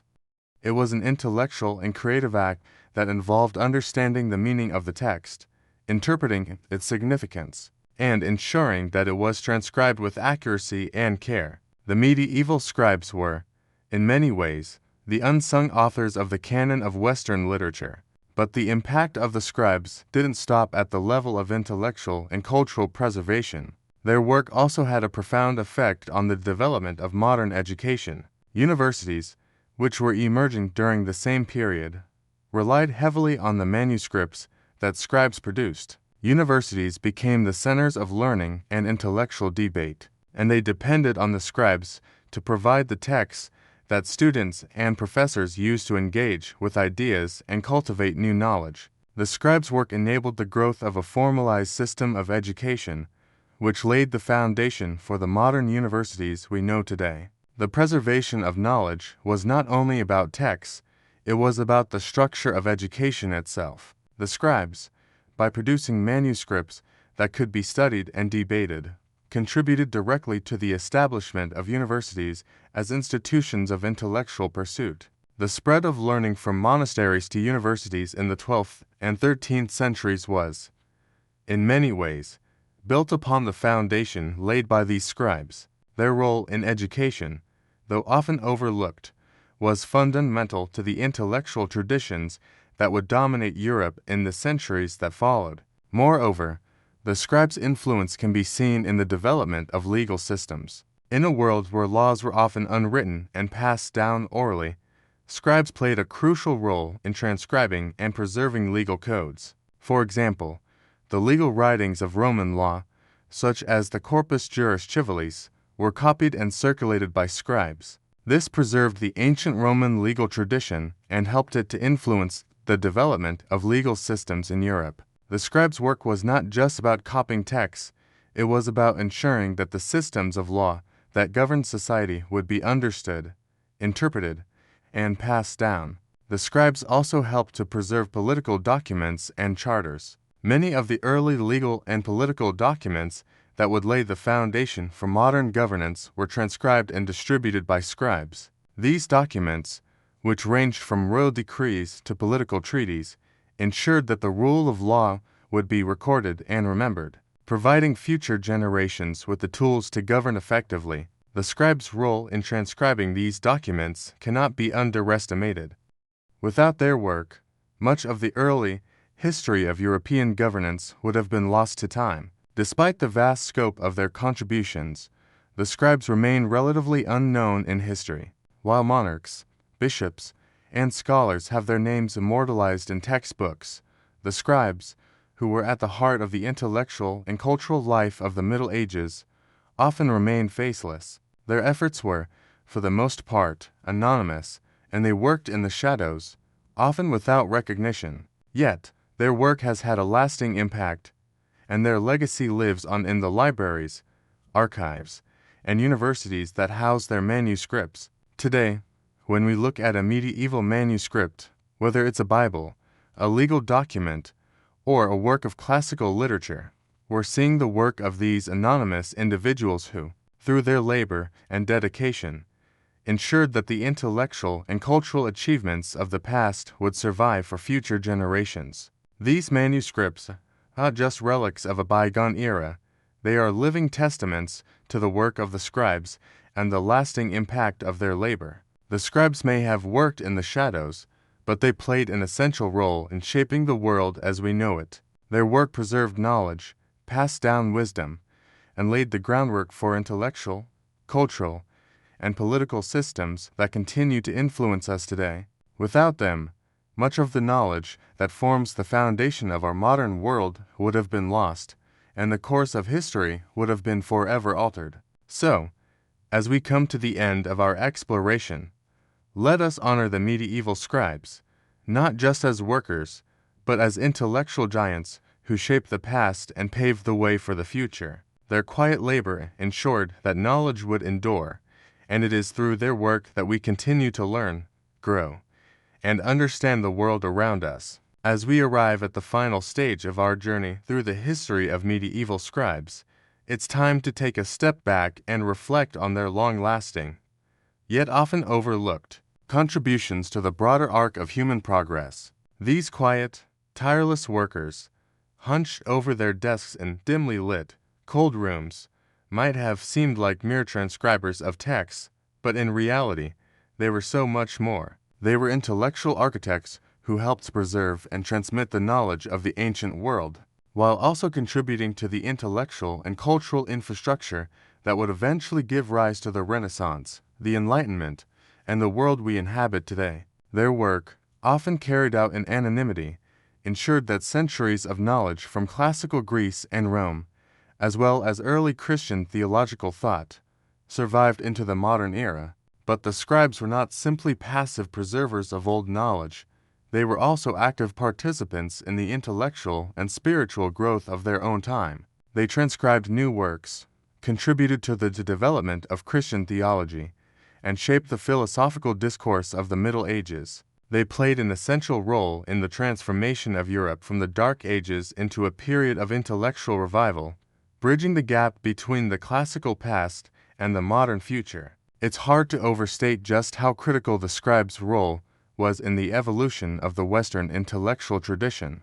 Without them, the works of Aristotle, Cicero, Virgil, and other classical authors would likely have been lost, and without their labor, much of the Christian theological writings that underpin medieval European society would have never been preserved or transmitted to future generations. In many ways, the scribes were the intellectual lifeline of their age, ensuring that important ideas, both religious and secular, could be studied and understood by future generations. Yet, for all their efforts, the scribes were, for the most part, faceless figures in history. Their names rarely appear in the manuscripts they painstakingly transcribed, and their lives often go unremarked in the historical record. This anonymity is, in part, a reflection of the humility and dedication with which they approached their work. They didn't transcribe for fame or recognition. They did it because they understood the importance of their task. They were driven by a profound sense of duty and purpose, and their devotion to preserving knowledge is one of the great unsung stories of human history. We owe much of what we know about the medieval period, the classical past, and the early years of Christianity to the scribes' labor. Their work ensured that key ideas would endure, that knowledge would be passed down, and that the foundations of modern Western thought would be securely built. Without their efforts, the intellectual development of Europe would have been far more stunted, and the transition from the medieval world to the Renaissance and beyond would have been less assured. But the scribes' legacy is not just intellectual, it is also deeply spiritual. For many scribes, their work was more than a job, it was a form of devotion. As monks and religious scholars, they saw the act of transcribing holy texts as a spiritual exercise, one that allowed them to participate in the divine act of preserving the Word of God. Their manuscripts were not just books, they were sacred objects, meant to be handled with reverence and care. The beauty of illuminated manuscripts, with their vibrant colors and intricate designs, reflected the reverence with which scribes approached their work. In the scriptorium, where the work was often done in near isolation, scribes found a sense of purpose that transcended the mundane physical hardships they faced. Their labor was not simply about creating books, it was about contributing to something greater. They were preserving knowledge for future generations, ensuring that wisdom, culture, and faith would continue to inform the world long after their own lives had ended. In this sense, their work was a kind of quiet immortality. As we consider the lasting impact of the scribes, we should also reflect on their broader cultural influence. The manuscripts they created, whether religious texts, legal documents, or works of classical literature, were objects of tremendous value and power. These manuscripts were not only the primary means by which knowledge was disseminated, but also symbols of authority and influence. Kings, popes, and intellectuals relied on the scribes' work to communicate and enforce their power. Whether through the transcription of royal decrees or on the copying of legal codes, scribes were essential to the functioning of medieval governments and the perpetuation of political systems. As such, the scribes were not just scholars or artisans, they were agents of the state and church, working to legitimize and maintain the structures of power that governed medieval society. Their work allowed monarchs to rule, popes to command, and scholars to debate. The influence of the scribes extended beyond the walls of the monastery or the university. They were the intellectual infrastructure upon which much of medieval life depended. In the modern world, where information is abundant and readily accessible, it's easy to forget the immense effort that went into preserving knowledge in the past. The scribes, however, remind us of the importance of safeguarding and transmitting culture and ideas. Their work was a labor of love, but also a labor of necessity. They understood that the written word was powerful, that knowledge had the ability to change the world. Through their efforts, they ensured that the knowledge of the past would live on, providing the foundation for the future. As we conclude this journey through the world of medieval scribes, it's worth considering their legacy in a broader context. We live in an era where digital technology has made information more accessible than ever before, but we must never forget that the ease with which we access knowledge today is due, in no small part, to the scribes who painstakingly preserved that knowledge in the past. They endured harsh conditions, long hours, and the isolation of their work because they understood the value of knowledge. Their quiet labor has allowed us to inherit the wisdom of the past, and it continues to shape the way we think, learn, and engage with the world. The scribes of the medieval period may not have been celebrated in their time, but their work has left a profound and lasting impact on the world. Through their devotion to preserving knowledge, they ensured that the ideas of the past would continue to inform and inspire the future. The next time we read a book, study a historical text, or engage with a philosophical idea, we should remember the scribes, those quiet heroes who made it all possible. Good night.